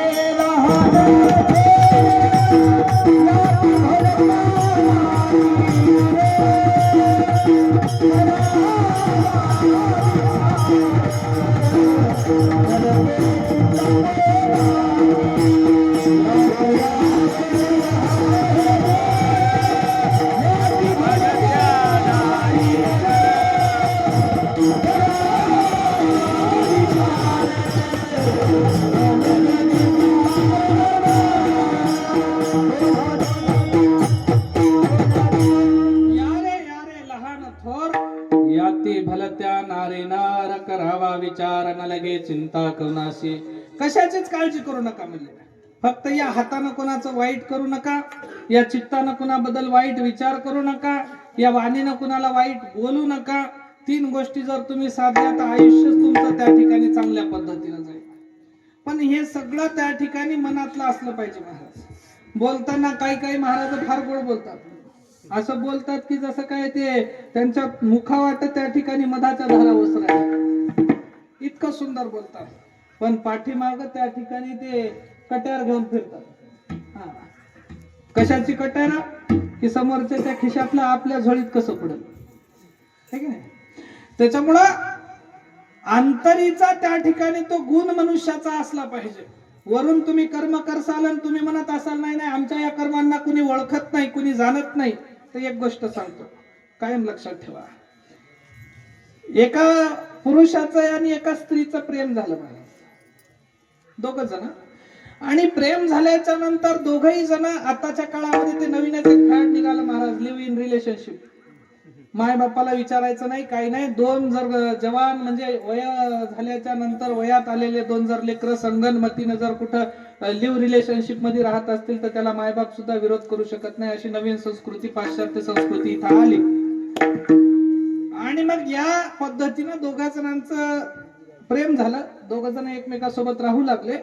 आणि राहत असताना कुणालाच माहित नाही कुठं गेले कुठं राहिले, काही नाही. 2 जण राहत असताना एके दिवशी या 2 जणांचं भांडण झालं. आणि भांडण झाल्याच्या नंतर या नवऱ्यानं एक मोठा दगड घेऊन बाईच्या डोक्यात घातला आणि बाई मरून गेली. अशी मेलेली लई हात माझ्यापाशी मेली, अशीच मेली होती. मग मरून गेल्याच्या नंतर यानं आता काय म्हणला, ते अलीकडे निघाले ड्रम मध्ये सिमेंट भरून टाकायचं, तुकडे करून बॅग मध्ये खंड करून भरायचं. ते निघालं की अलीकडे. यानं काय केलं, घरामध्येच त्या ठिकाणी मोठं गाराड केला, आतमध्ये पुरून तिला झाकून ठेवून दिला. कुणालाच पत्ता नाही, इकडे माहितही नाही कुठं आहे, कोणासोबत गेली, कशाची नाही गेली, काही नाही काही नाही. अशा कितीतरी आजकाल मुली लापता व्हायल्यात महाराज. असो. मग हे चालत असताना 10 वर्षाचा काळ निघून गेला, कुणालाच पत्ता लागला नाही. हे निश्चिंत मज केलेलं पाप झाकून गेला, आता मला कुणीच बघलं नाही. मग कुणी बघलं नाही हा निश्चिंत होता. आणि एके दिवशी याच्याच घराच्या समोर एका सोनाराचं, मोठ्या व्यापारी सोनाराचं त्या ठिकाणी घर होतं. आणि व्यापारी सोनाराच्या घरापुढे त्या ठिकाणी राजाच्या राज दरबारातली काही शिपाई सारखे त्याच्यापाशी यायचे, चौकशा करायचे. मग हे काय करायचं, ते शिपाई आपल्या जास्त चौकशा करून म्हणून काही धन त्याला द्यायचं. मग या लोकांना लालूच लागली. याला वाटलं याच्यापाशी फार मोठं धन आहे, मग एके दिवशी लुबाडून नेऊ. मग लुबाडून नेऊ म्हणून रात्रीच्या वेळेला कीर्तनाला अशी सगळी गावची मंडळी कीर्तनात बसली आणि तिकडे शिपाई जाऊन त्या सोनाराच्या घरी जाऊन त्याला मारून टाकले. त्याचं धनाचं एवढं मोठं त्या ठिकाणी गाठोडं घेतलं. निघून जाताना हे रात्री 12-1 वाजता घरातून आपल्या बाहेर लघुशंकेसाठी, लघवीसाठी बाहेर आले. आणि बाहेर आल्याच्या नंतर पाहतो तर काय, सोनाराच्या घरातून गाठोडं घेऊन चालले. सोनाराला काय झालं म्हणून बाहेरून पाहिलं, सोनार मरून पडलाय आतमध्ये. हे गाठोडं घेऊन जातात, यानं हाक मारले, अरे जाऊ नका म्हणे. म्हणले का? नाही नाही, तुम्ही त्याला मारलं आणि त्याचं धन न्यायले, तुम्ही जर हे धन घेऊन गेले तर मी आरडाओरड करतो म्हणा, लोक जमवतो. ते म्हणले जमव. यानं आरडाओरड सुरू केली. जमवायला माणसं सुरुवात करत असताना यांनी हे गाठोडं आपलं त्याच्या हातात फेकलं. आणि त्याच्या हातात फेकल्याच्या नंतर सगळे लोक जमले. आणि त्यावेळेला लोकांनी विचारलं काय झालं, तेव्हा या 2 शिपायांनी सांगितलं, सोनाराची हत्या करून हे गाठोडं घेऊन चाललं, आरडाओरडीच्या हिशोबाने आम्ही इथं आलो. म्हणजे अडकलं. आणि अडकल्याच्या नंतर त्या ठिकाणी त्या कोर्टामध्ये सादर करण्यात आलं न्यायपालिकेमध्ये, आणि तिथं जाऊन याला त्या ठिकाणी फार मोठी शिक्षा देत असताना त्या जजनं विचारलं, सगळे पुरावे सगळ्या गोष्टी तुझ्या विरोधात आहेत आणि तुला आता फाशीची शिक्षा होईल, पण हे होत असताना तुझं काही म्हणणं आहे का सांग. त्यावेळेला यानं म्हणला, मला कोणती फाशीची शिक्षा द्या, कोणती देव वाटलेली द्या, काय करायचं ते द्या म्हणला तुम्ही, म्हणजे काही अडचण नाही. पण रडू लागला, दुःखी होऊन व्याकुळ होऊन त्याला जजला एकच म्हणला की काही जरी झालं तरी मी गुन्हा केला नाही म्हणे, मी त्या सोनाराला मारलं नाही, सोनाराला शिपायांनी मारला, मला शिक्षा द्यायला काही हरकत नाही द्या म्हणे. त्यावेळेला त्या जजनं त्याला विचारलं, नेमकं तू असं कोणतं पाप केलं होतं का म्हणला की ज्याची तुला आजपर्यंत शिक्षा भेटली नाही. त्यावेळेला यानं सांगितलं रडू रडू की बरोबर आहे म्हणजे मी 10 वर्षाखाली एका स्त्रीचा खून केला होता, आजपर्यंत कुणाला कळालं नाही आणि त्याचा आजपर्यंत मला दंडही भेटला नाही. मग जजनं सांगितलं कदाचित हेच होय तवाचा दंड भेटायला लागला म्हणजे तुला. सांगण्याचं तात्पर्य, कर्म आपण करतो खरे, झाकून ठेवतो, पण जगात कुणी जरी नाही बघलं तर त्याला नियती बघते.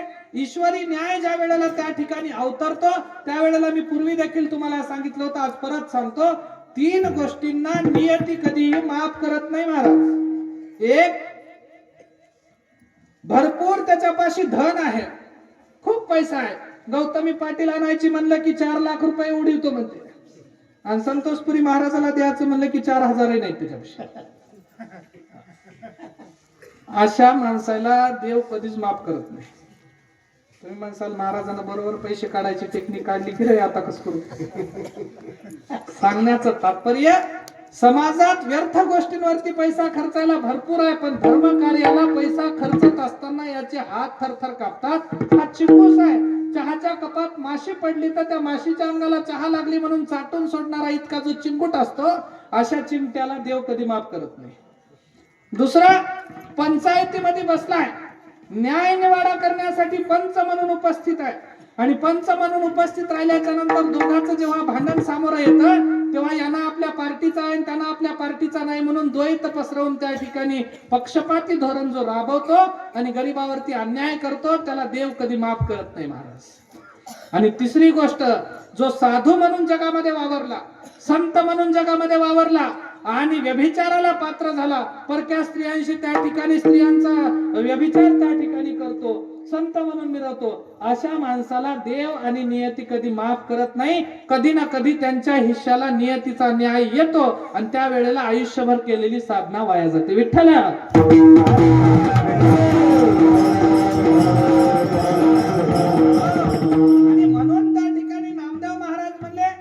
देवा, हे असल्या पद्धतीमध्ये आम्हाला कधी पडू देऊ नको, म्हणून आम्ही पंढरीचं वास्तव्य मागितलं. फक्त आता एकच वस्तू आहे म्हणले, आम्हाला पंढरीचा वास दे, पण कधीपर्यंत दे की आम्ही कुठल्या यातिकुळाला जन्म दे. आम्हाला पंढरीचं वाळवंट, चंद्रभागेचं स्नान आणि त्या पांडुरंगाचं दर्शन, हरिदासांची संगत, हे कधी आम्हाला त्या ठिकाणी विलग होऊ नये आणि आमची ही हरिभक्ती कधी त्या ठिकाणी तुटू नये, अशा पद्धतीचं मागणं अभंगाच्या 3ऱ्या चरणात मागणं.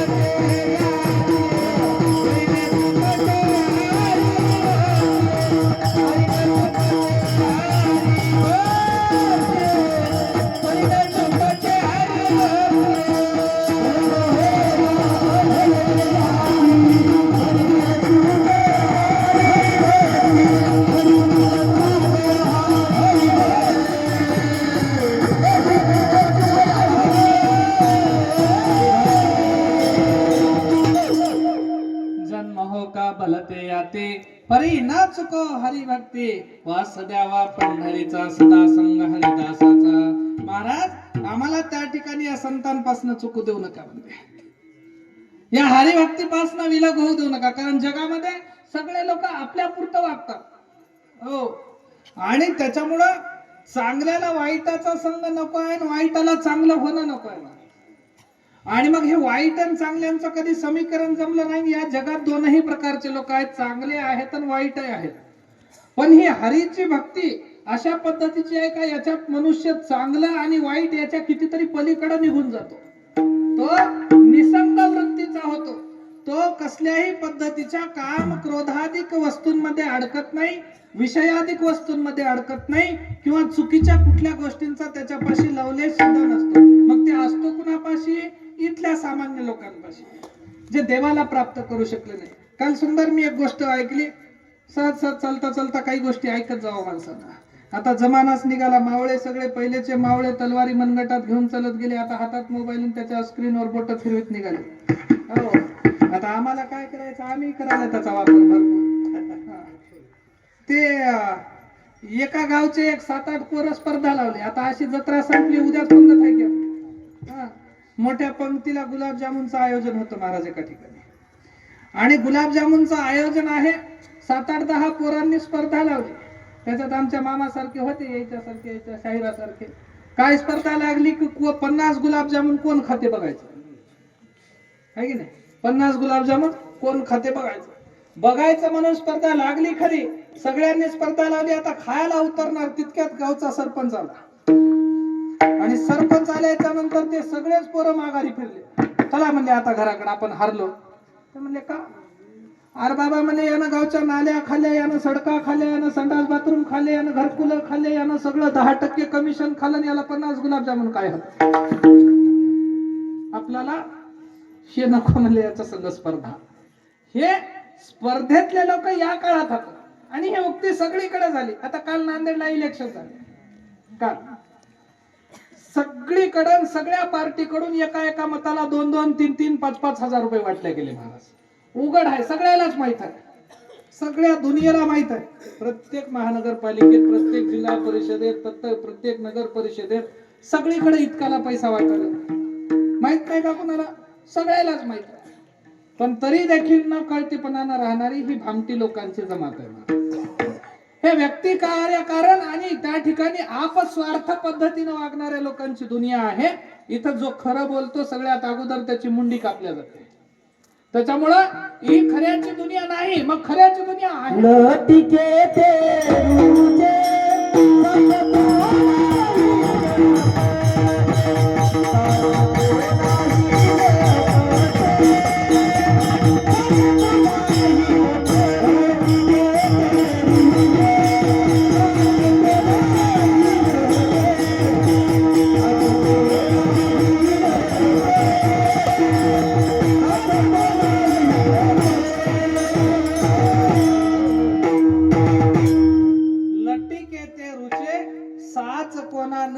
किंवा विनोदाची कथा गोड लागे.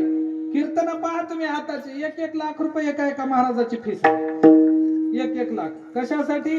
फक्त 4 कविता म्हणून दाखवा, 4 मनोरंजनाच्या गोष्टी सांगा, 4 इकडचं तिकडचं बोला, काहीतरी तुमचा आवाज चांगला आहे, तुमचा कंठ चांगला आहे, कंठ चांगलं वाजवते. कीर्तनाची इथपर्यंत येऊन पडली मर्यादा. ही क्षुल्लक गोष्ट झाली. ही नामदेव तुकोबारायांची गादी आहे. याला पूर्वी नारदाची गादी म्हणत होते. भागवत धर्माची ही वारकरी संप्रदायाची गादी. या गादीची मर्यादा मनोरंजनापुरती येऊन पोहोचली. मग खरं तर त्या गोष्टीचं चिंतन व्हायला पाहिजे. पण दुनियेला सगळे आवडतं महाराज, ते आवडतं. आणि मग जे आवडतं आणि जे संत खरं खरं सांगतात ते आवडत नाही.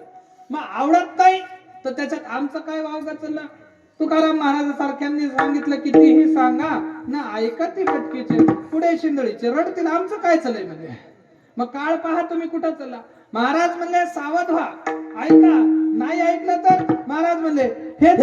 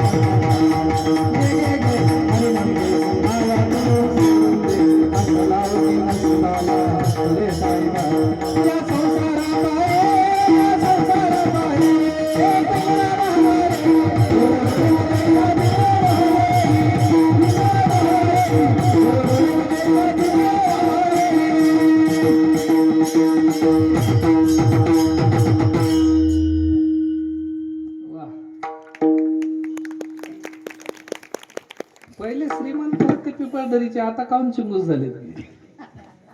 एकदा जोरदार टाळ्या वाजवा ना. सु म्हणता सुवारा धरणारे माणसं पाहिजे. काही काही जणांना प्रमाण म्हणून दाखवलं, डोसका आपटून घेतलं तरी उचलं ना. महाराज म्हणले हे जरी ना ऐकालं तरी दुसरा येईल, सरते शेवटी बा काळ बांधून नेईल. आमचं काय चाललंय म्हणजे मरसाल. मग हे खरं साच रुचून घ्या, समजून घ्या. भक्ती करायची ना तर भक्ती एकच गोष्ट करा महाराज, जेवढी केवढी करा तुम्हाला जमली तेवढी, फक्त इमानदारीनं करा.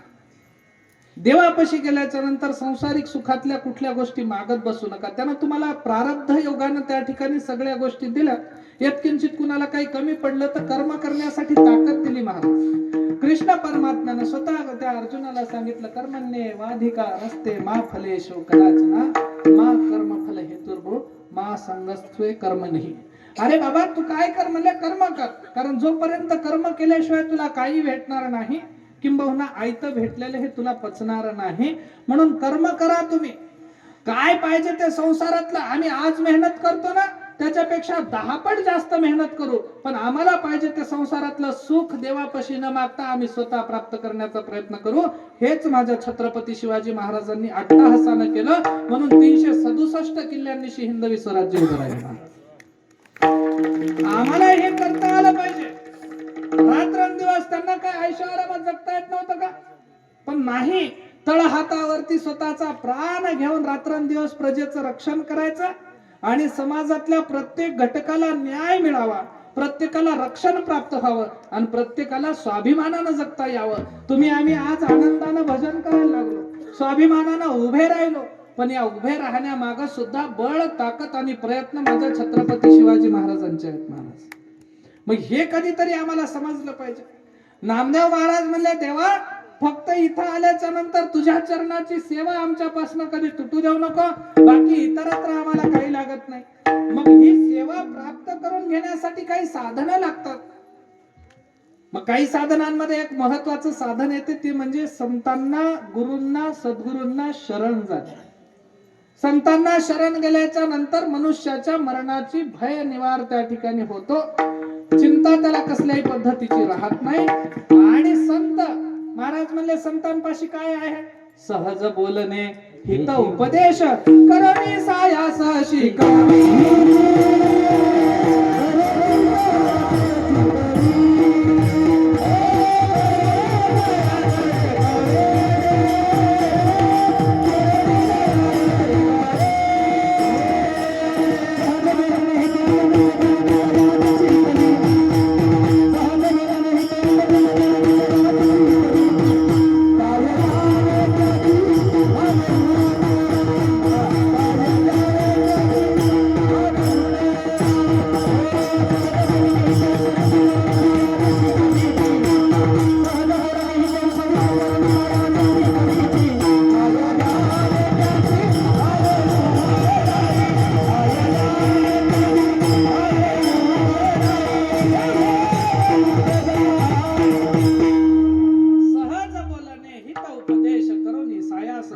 अरे अरे वेड्या, असं असं करू नका, असं असं.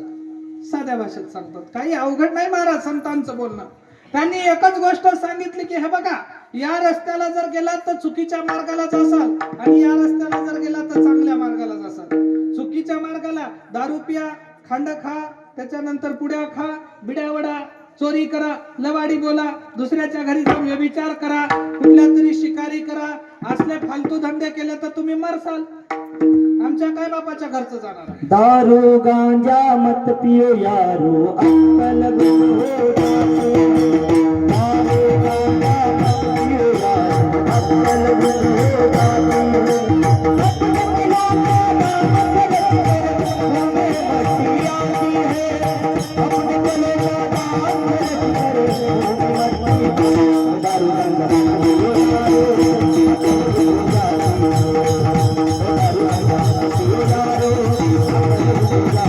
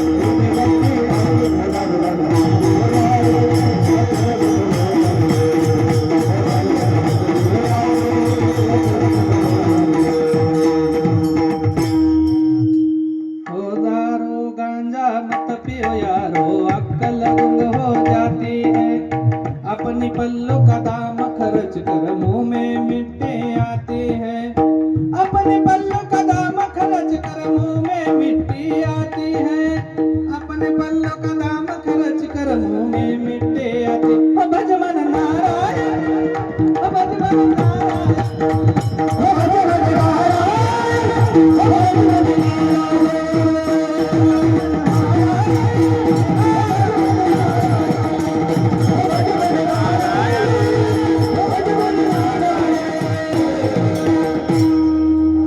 आमच्या बापाच्या घरचं जाणार नाही म्हणले महाराज.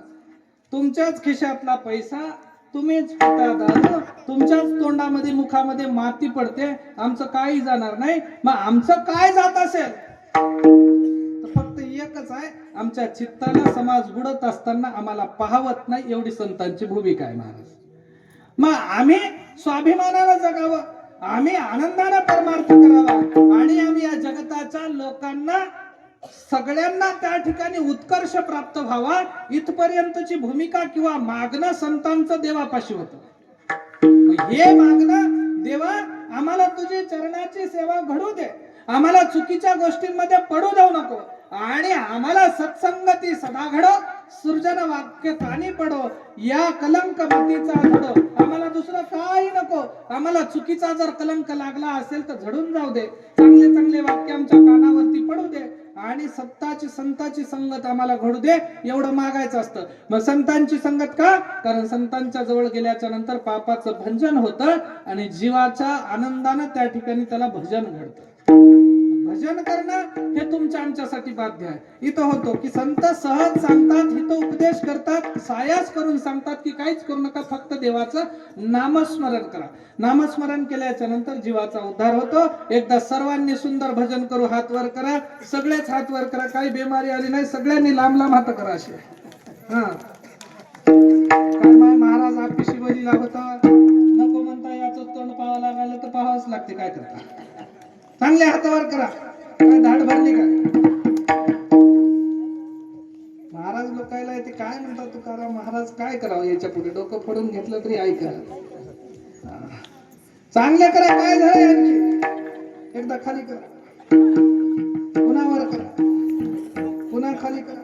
अर्धा घंटा केला तर बीपी चांगली होते ना.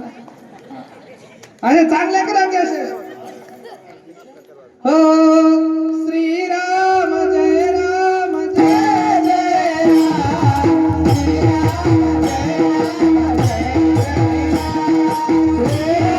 जय राम जय जय राम,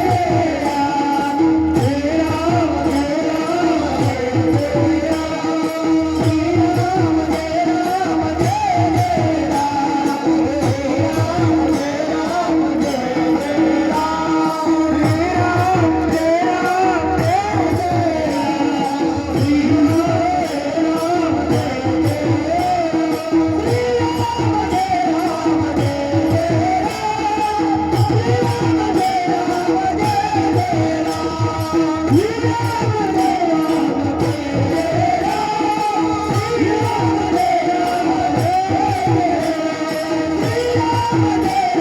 जय जय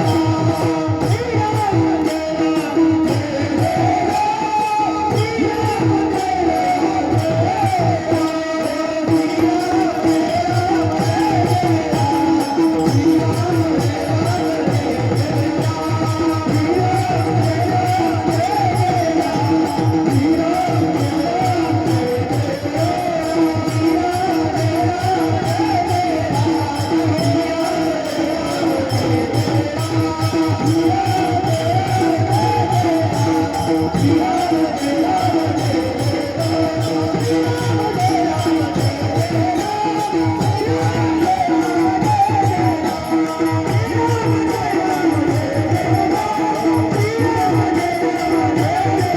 जय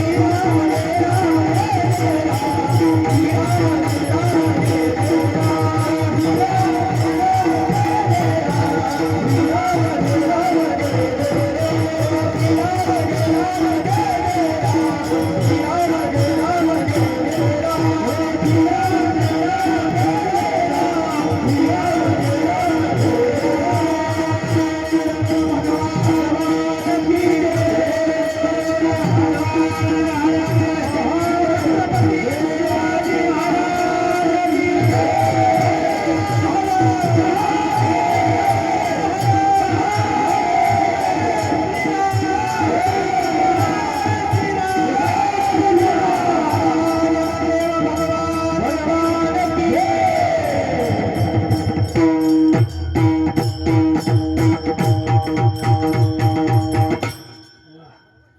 तुमच्यासाठी वाजवा जोरात टाळ्या.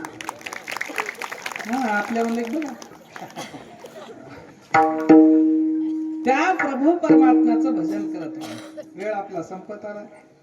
मला तर सकाळच्या 4 पर्यंत घ्यायचं होतं पण कशाला म्हणलं आणखी जाऊ द्या. महाराज म्हणतात देवाचं भजन का करावं? कारण ती आमची अस्मिता आहे, तो आमचा स्वाभिमान आहे. देवाचं नाम हे आमच्या जीवाचं त्या ठिकाणी सगळे कुकर्म सत्कर्मामध्ये परिवर्तित करणारं साधन आहे. आणि त्या देवाला विसरता कामा नये का? आमचा समाज एकेकाळी देव विसरला होता महाराज. विसरलेल्या देवाला पुन्हा जागृती देण्याचं काम संतांनी केलं. जाता जाता एक शब्द सांगून जातो, धर्म संस्कृती देव आणि देश कधी विसरू नका. काय विसरू नका? शेतकऱ्याकडे 2 चांगले बैल होते आणि 2 चांगल्या बैलांना आणि त्या शेतीला राखण करण्यासाठी त्याच्याकडे 2 कुत्रे होते. आपल्या शेतकऱ्याचे त्या ठिकाणी लाडके जनावर आहेत बैल आणि शेती. आता बैल नामशेष होत आले महाराज. पोळ्याला काय फिरवावतं गावानं मंदिराभोवताल ट्रॅक्टर फिरवावं, लहान आहे मोठे, इतक्या एचपीचे तितक्या एचपीचे. पण त्या शेतकऱ्यानं बैलांना सांगितलं की तुम्ही काय करा, 2 जण मी थोडस शहराला जाऊन येतो, मला दिवसभर काम आहे, तुम्ही 2 जण हे इतकं इतकं रान मशागत करायचं आहे, तुम्ही करून ठेवा. शिकवलेले बैल होते आणि वळणीचे बैल असल्या कारणानं त्या बैलांना सांगून शेतकरी निघून गेला. बैल हो म्हणले ना आपल्या आपल्या कामाला लागले. शेतीला आणि बैलांना राखण्यासाठी 2 कुत्रे होते. ते कुत्रे त्या ठिकाणी तिथं राखण करण्यासाठी बसले. दिवसभर बिचाऱ्या बैलांनी राब राब राब राब राबून शेतीची मशागत केली. शेतीची मशागत होत आली, जरासा कोणा शिल्लक राहिला होता शेताचा मशागत करायचा. त्या वेळेला ही कुत्री जाऊन त्या बैलांना म्हणतात, दादा दिवसभर तुम्ही फिरले, दिवसभर तुम्ही कष्ट घेतले, लक्षपूर्वक आहे का? दिवसभर तुम्ही कष्ट घेतले, आता तुम्ही थकले असाल, एक 5 मिनिटं झाडाखाली बसा, हे राहिलेला इतका कोणा आम्ही मशागत करून घेतो. कोण म्हणले? कुत्रे.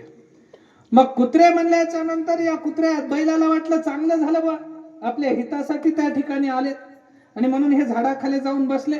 संध्याकाळची वेळ होती, मालकाची यायची वेळ झाली आणि तितक्या वेळेमध्ये हे झाडाखाली बैल थोडेसे निवांत झोपले. तितक्याच वेळेमध्ये या कुत्र्याने सगळ्या रानाने हिंडून आपले पावलं उमटवले, सगळ्या रानाला. आणि धनी याच्या पुढे पुढे ते आपण मशागतीला राहिलेल्या कोण्याला मशागतीला लागले. तितक्यात धनी आला आणि धन्यानं पाहिलं कुत्रे बैल झाडाखाली झोपून हातान, कुत्रे काय की मशागत करायला लागले. धन्यानं विचारलं, का रे बैल आले नाही का?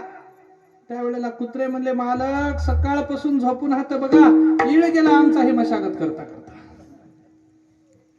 असे कुत्रे आता हात महाराज. शेतकऱ्यानं पेरावून पुरानं बुडलं की पीक किंवा दुसऱ्यानंच खाऊ, है की नाही? तर ही कुत्री त्या ठिकाणी मालकाला म्हणतात, मालक सकाळपासून बैल झोपले आणि आम्ही दिवसभर मशागत शेताची केली, आता काय करावं म्हणले, तुम्ही आम्हाला ठेवलं राखणीला, तुमचं काम कसं पडू देवा. बिचाऱ्या बैलांचं नाव खराब झालं. काम त्यांनी केलं पण नाव कुत्र्यांचं झालं. हा समाज असाच एका काळामध्ये झोपला होता महाराज. झोपलेल्या समाजाला बाबरासारख्या औरंगजेबासारख्या कुत्र्यांनी कलुषित करण्याचं काम केलं आणि आमच्या मंदिरांना ध्वस्त करून त्याच्यावरती आपल्या मशिदी उभ्या केल्या. समाजाला कुठंतरी संतांनी जागृती देण्याचं काम केलं. समाज एका जागी आला आणि बाबर आणि औरंग्यासारख्या कुत्र्यांची ही कबरी त्या ठिकाणी मातीत मिसळून पुन्हा नव्यानं मंदिर उभे केले ना. आता राम मंदिर पुन्हा नव्यानं. सांगण्याचं तात्पर्य, किती दिवस नेमके आपण झोपणार आहोत? 40,000 मंदिरांना बुडून त्याच्या जागी त्या ठिकाणी मस्जिदी उभ्या राहिल्या. आमच्या संतांची मंदिरं बुडवल्या गेली, आमची संस्कृती बुडवल्या गेली आणि जे राखणीचे चोर होते ते कुत्रे त्या ठिकाणी मालक होऊन बसले आणि इथला जो मूळचा त्या ठिकाणी कष्टकरी समाज होता त्या समाजाला त्या ठिकाणी कलुषित करण्यात आलं. कारण समाज अंधकारामध्ये होता आणि ही प्रत्येक साधू संतांची, कीर्तनकाराची, तुमची आमची प्रत्येकाची नैतिक जबाबदारी आहे का समाज आता जागृत झाला पाहिजे. तरुण व्यसनापासून दूर झाला पाहिजे. कधीतरी बोलके शब्द खूप झाले महाराज, कधीतरी आचरणात आणणारी लोक आली पाहिजे. व्यसना दूर झाल्या पाहिजे, लोकांच्या भांडणा दूर झाल्या पाहिजे. हे परवा काही कुत्र्यांनी जाती जातीचे भांडणं लावले होते, पण त्या जातींच्या भांडणालाही पुरून उरणारा जरांगे पाटलासारखा एक माणूस पैदा झाला पाहिजे. आणि मग त्या माणसाच्या हस्ते समाजाची कामं झाली पाहिजे. का वहिवाट करायची, मागणं काय मागायचं आमचा विषय चालू होता. मग तितक्यात आमचा विषय निघाला, जरांगे पाटला सारख्या माणसानं समाजाचं मागणं सरकारला भांडण करून देवापर्यंत मागलं, तसं मागणं समाजाच्या हिताचं त्या ठिकाणी जगतामध्ये राहावं. त्याच्या नावात पावर हाय, नेता दमदार हाय, भल भलन बजलय पाणी, मन जरांगे पाटलावरी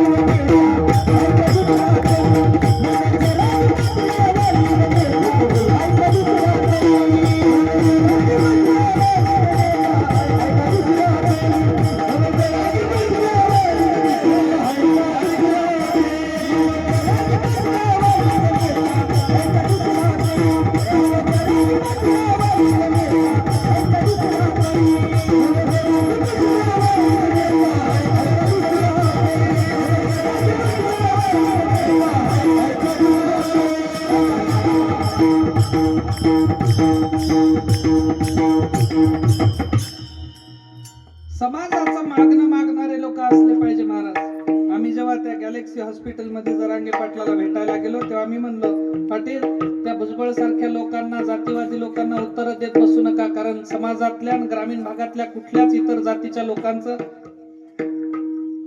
भांडण कुठल्या इतर जातींसोबत नाही. सामान्य माणूस, ग्रामीण भागातला माणूस, खेडोपाडीतला माणूस, तो धनगर असू द्या, साळी माळी कोळी तांबोळी मराठा धनगर लोहार सुतार चांभार कुंभार, सगळे लोक एकत्रितपणानं वागतात. छत्रपती शिवाजी महाराजांचा त्या ठिकाणी तुकोबाराया नामदेवरायांसारख्याचा आदर्श घेऊन चालतात.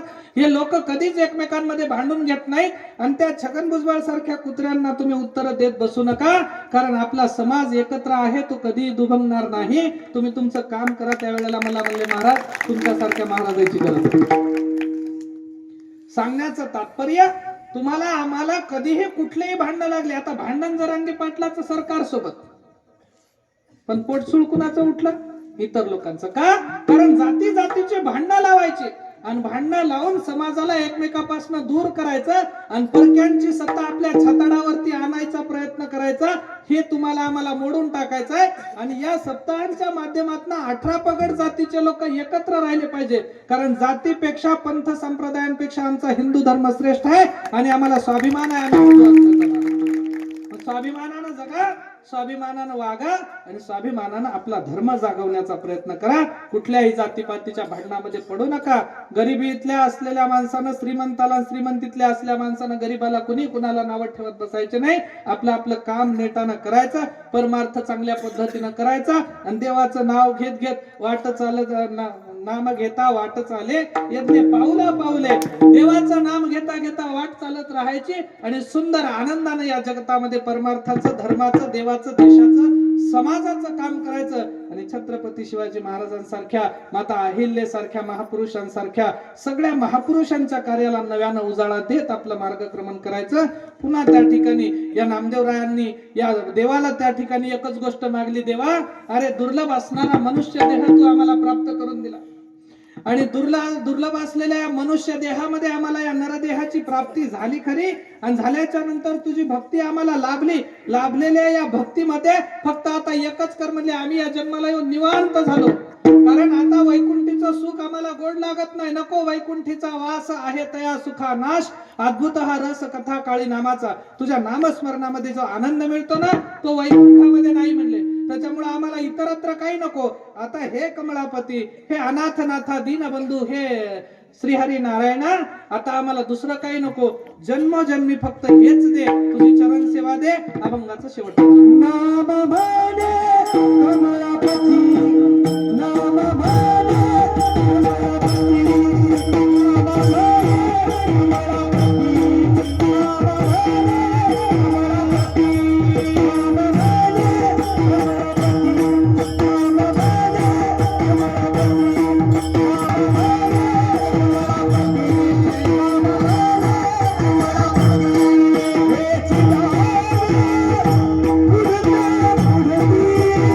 कमळापती.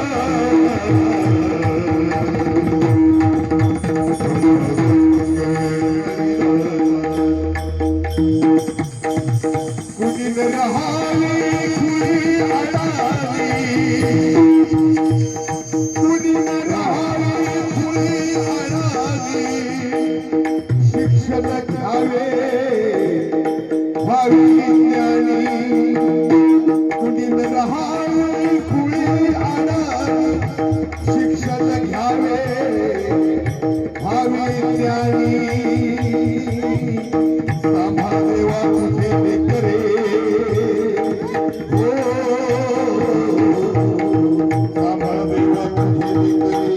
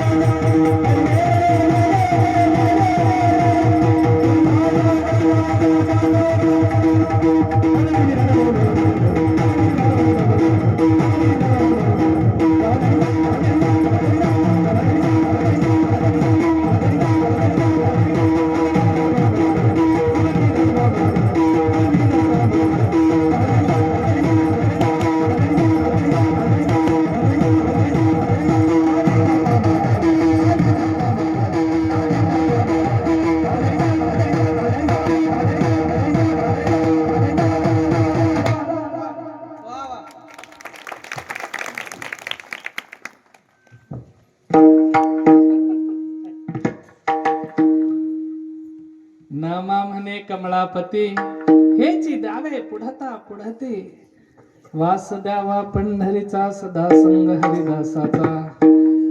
किती वेळ ऐका वाटते महाराज असं झालं तर है की नाही? मी म्हणलं आता चालते काय की तुम्ही माझ्याकडे आणून आमच्या याच्यात टाकून दिला चेंडू तुमचा. हा. महाराज म्हणले देवा काही नको बाकीचं आणि हे तुम्ही वारंवार मागत चला. मी आज महाराज म्हणून या अधिकारानं एक संन्यासी माणूस जाऊ द्या गड्या म्हणून अधिकारानं तुम्हाला एक गोष्ट सांगितली आणि या गोष्टीचं तुमच्याकडनं मला कायम एक वचन पाहिजे बरं. हो आयुष्यभर तुम्ही 1 रुपया न देता आमच्यासारख्या इकडून कीर्तन करून घ्या. फक्त दरवर्षी कमीत कमी 10 लेकरं व्यसनापासून दूर होऊ द्या. आमची काहीच अडचण नाही. का कारण कीर्तन करायचे महाराज लोकांना बरं न्या पैसा आहे न्या किती जमा करून न्या नेमकं द्या कोणाला आणल्या की नाही आज म्हणायला कोणीच नाही घरात.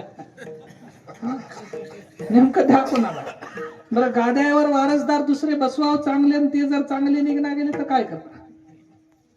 चांगला जर निघाला तर ते स्वतःच्या कर्मानं कमावते. निघस ना गेला तर देऊन आपण किती काय फायदा. महाराज मातीत जाते कितीतरी मठ वस पडले. समाजानं काहीतरी आदर्श घेतला पाहिजे. कुठल्या तरी गोष्टीचं काहीतरी घेणं घेतलं पाहिजे. नाही तर तरण्या बांड पुरायना कुठंतरी चुकीच्या नादाला लागून वाईट व्यसनाला लागून असंच मरायचं काय कामाचं आहे महाराज. बाप माग पाहत राहावं पोरग पुढे चितेवर राहावं म्हणल्यासारखी अशी अवस्था जर होत असत हे काही कामाचं नाही. दरवर्षी कमीत कमी एका सप्त्यातनं खुशाल हरिपाठामध्ये 1-1 घंटा नाचून आनंद घ्या. मी रोज पाहिलो तुमचा हरिपाठ. खुशाल काकड्याला जा कीर्तनाला जा. 1 लाखाचे नाही 10-10 लाखाचे महाराज तुम्ही बोलवा आमची काही अडचण नाही. पण कमीत कमी 10 लाखाचा महाराज बोलून त्याच्यातून 10 जर माणसं सुधरत नसतील लोक बरं आहे महाराज चांगला बोलला कीर्तन चांगलं झालं एवढ्या पुरतं ठेवत असाल तर काय अर्थ आहे महाराज त्या गोष्टीला. चांगले हे एवढे गुणीजन मंडळी हे साधना केले जीवनामध्ये मार्गाला लागले. ते स्वतःचं पोटा पाण्याचं काम करत करत देवाची भक्ती सहज न कळत होऊन जाते किंवा देवाची भक्ती करता करता निर्वाहाचं साधन सहज होऊन जातं महाराज. मग देव कोणाला कमी ठेवतो का. तुम्ही एकदा या मार्गाला लागा. म्हणजे चांगलं करता चांगलं होते. वाईट केला तर चांगलं कसं होईल होणार नाही. त्याच्यामुळे संतांच्या सानिध्यात राहा. आमचा येताना विषय चालू होता. मला आपल्या प्रवीण पाटलांनी आमंत्रण दिलं. महाराज म्हणले आम्ही आमच्या शिवप्रणिती फाउंडेशनचा काहीतरी कार्यक्रम ठेवला. मार्तळेकर मामाच्या समाधीपाशी कार्यक्रम आहे तुम्ही या. मी म्हणलो मला 1 महिन्यापासून तुम्ही पत्रिका द्यायला आणि आज देता काय. ते म्हणले नाही तुमच्याच हाताने तुम्ही कीर्तनाला गावात आल्यावर माणसाला सांगता येते तुमच्याच हाताने असं तसं म्हणून माझ्याकडे पत्रिका आणून दिली. मला म्हणले महाराज मी नव्हतो 7 दिवस सप्त्याला काही करा तुम्ही तुमच्याच हाताने एकदा सगळ्याला आमंत्रण द्या. आता आमचं कसं राहते आमंत्रण दिलं तर लोकांना भेव वाटते महाराज बोलवायला पैसे मागतील काय. पण त्यांनी सांगितलं जगद्गुरु तुकोबारायांचा जन्मोत्सव सोहळा आणि शिवप्रणिती फाउंडेशनचा लोकार्पण सोहळा आपल्या इथलेच त्या ठिकाणी प्रवीण महाराज पिंपळदरीकर सुंदर पद्धतीनं त्याच्याही समाजामध्ये आपल्या आपल्या पद्धतीनं प्रत्येकानं फुलनं फुलाची पाकळी योगदान देत जावं त्या पद्धतीनं चांगल्या फाउंडेशनची तयारी करून त्या ठिकाणी त्यांनी ते आयोजित ठेवलेला कार्यक्रम आहे आणि त्यांच्या वतीनं माझ्याकडून नाही तर माझ्या मठाला येऊन बसतात हा त्यांच्या वतीनं मामासाहेब मार्तळेकर यांच्या मार्तळा येथील समाधीपाशी त्या ठिकाणी किती तारखेला 23 जानेवारी या रोजी त्या ठिकाणी टाइम 11 वाजता जगद्गुरु तुकोबारायांचा जन्मोत्सव म्हणून कीर्तन महोत्सव 1 दिवसीय कार्यक्रम आहे. सर्वांनी उपस्थित राहावं असा आवर्जून त्यांचा सर्वांना आग्रह आहे. आमच्यासाठी आहे. आता आम्हाला तर राहावंच लागते. दक्षिणा किती काही येईना पण बोलवल्यावर जावं लागते. त्याच्यामुळं तुम्ही सगळे राहा. सगळेच जण जाऊ भेटू. एखादं काम चांगलं झालं तर उपस्थिती लावत जाऊ. काही हरकत नाही. परमार्थ दररोज करा. चांगला करा. थोडाच वेळ करा पण इमानदारीनं करा. देवाला प्राप्त करण्याचा प्रयत्न करा. या नारायण देवाचा तुमच्यावरती खूप मोठा आशीर्वाद आहे. गाव वरच्यावर आपलं त्या ठिकाणी चांगलं होत चाललं. आम्ही बसल्याच्या नंतर चर्चा निघाली की आमच्या गावामध्ये बऱ्यापैकी लोक आता व्यसनातून कमी व्हायले महाराज. मी म्हणलं चांगलं झालं. इथं संतांचा आशीर्वाद आहे तुम्हाला. या प्रभू हनुमंतरायाचा आशीर्वाद आहे. छत्रपती शिवाजी महाराजांचं सामर्थ्य. जर काही जण माग हसायले बघा दोघं तिघं. महाराजाला कोण सांगलं असं दरवर्षी पिदाडी वाढायला तर कोण म्हणले रे म्हणे. मागची 2-3 हात बघा माझ्याकडेच बघायला. कसं आहे आपली गोष्ट आपल्यात ठेवावं लागते आणि सगळ्याला पाठबळ देऊन चालावं लागतं. दरवर्षी 2-4 माणसं जरी याच्यातून मोकळे झाले तर आपल्या या सप्ताहाचं सार्थक झालं असं समजूया. यत्किंचित बोलताना एखादा शब्द माझा वाणीतून चुकीचा गेला असेल. कधी कधी आमच्यासारख्या लोकांना कठोर होऊन बोलावं लागतं महाराज. आता आमच्यासारखे जर तुमच्या पुढे त्या ठिकाणी लांबून चालन करत बसले तर मग नेमका धर्मन समाज चालवावं कोण हा मोठा प्रश्न आहे. महाराज लोक जर तोंडापुरते चावड झाले तर काही अर्थ नाही त्या जगण्याला. कधी कधी कठोरतेनं बोलावंही लागतं समाजाच्या हितासाठी. कधी कधी त्या ठिकाणी समाजाचे बाप म्हणून बोलावं लागतं. कधी कधी समाजासमोर समाजाचे लेकर म्हणून बोलावं लागतं. तरी देखील एखादा शब्द जर चुकला असेल तर माझा मी झोळीमध्ये परत घेतो. कोणाला टोचला असेल लागला असेल तर. संतांच्या सेवेत राहा. आनंदानं परमार्थ करा. देव तुमचं सर्वांचं कल्याण करो एवढी कामना करूया. आणि झालेली सेवा उत्कृष्ट पद्धतीचे मृदंग वादक. नाव तुमचं? विकास महाराज मस्के. त्यानंतर उत्कृष्ट पद्धतीचे गायक निवृत्ती महाराज इसादकर किरडे चाटोरी. अच्छा तुमच्या इथे आलतो मी व्याख्यानाला 2017-18 तुमचं? योगेश महाराज मोरे. गाव आहिरवाडी हे वडगाव पासून आपल्या भारती महाराजांचं गिरी महाराजांचं. हा त्याच्यानंतर सुंदर अशा पद्धतीचे आमचे ग्रामगीता पाठ केलेले आमचे शाहीर बापू वडगावकर. त्याच्यानंतर आमचे हिंदोळ्याचे माऊली. त्याच्यानंतर गोळेगावचे ना हिंदोळे कापशीचे बापू. त्याच्यानंतर ही सगळी मंडळी. मी नावं विचारण्यापेक्षा माणसाचे चेहरे ध्यानात ठेवतो आणि त्याच्यामुळे सगळी ही मंडळी जीवाभावाची सुंदर पद्धतीने सर्वांनी प्रस्तुती दिली. भारदार मिशान जोरदार विना काही बघायचं काम नाही. सुंदर अशा पद्धतीची सिस्टीम. तुम्ही सगळे मायबाप आणि सगळ्यांना त्या ठिकाणी आपल्या इथं तर लेकरू छान पद्धतीनं ते व्हिडिओ बनवायला लागला. आम्ही त्याच्यावरतीच हरिपाठ त्या ठिकाणी रोज पाहायला लागलो. पण आजही आमचे राजेश पाटील मोरे संत सेवा प्रतिष्ठान युट्यूब चॅनल वरती हे कीर्तन पुन्हा तुम्हाला पाहायला भेटेल. एकदा त्यांच्यासाठी टाळ्या वाजवा. कुठलीही निस्वार्थ पद्धतीची सेवा आहे. आमच्या प्रवीण पाटलाला अंकुश पाटलाला माहित आहे. काही 1 रुपया द्यायचं नाही घ्यायचं नाही. मला म्हणले बापू लईत लई म्हणलं तर घेऊन द्या. वाटलं तर एखादा आयफोन घेऊन द्या. पैसे बिशे नका. मी म्हणलो बरं आहे हे बोर द्यायचं नावडा मागायचा. तरी काही नाही. सुंदर पद्धतीने ही सेवा करण्याचा प्रयत्न केला. किती जमलं किती नाही ते तुमचं तुम्हाला माहित. पण आमचं काम म्हणजे शब्द वाटण्याचा आहे. फोडिले भांडार धन्याचा हा माल मी तो हा माल भारवाही. झालेली सेवा तुम्हा सर्व मायबापांच्या चरणावरती समर्पित करून सेवेला पूर्ण विराम. ज्ञानेश्वर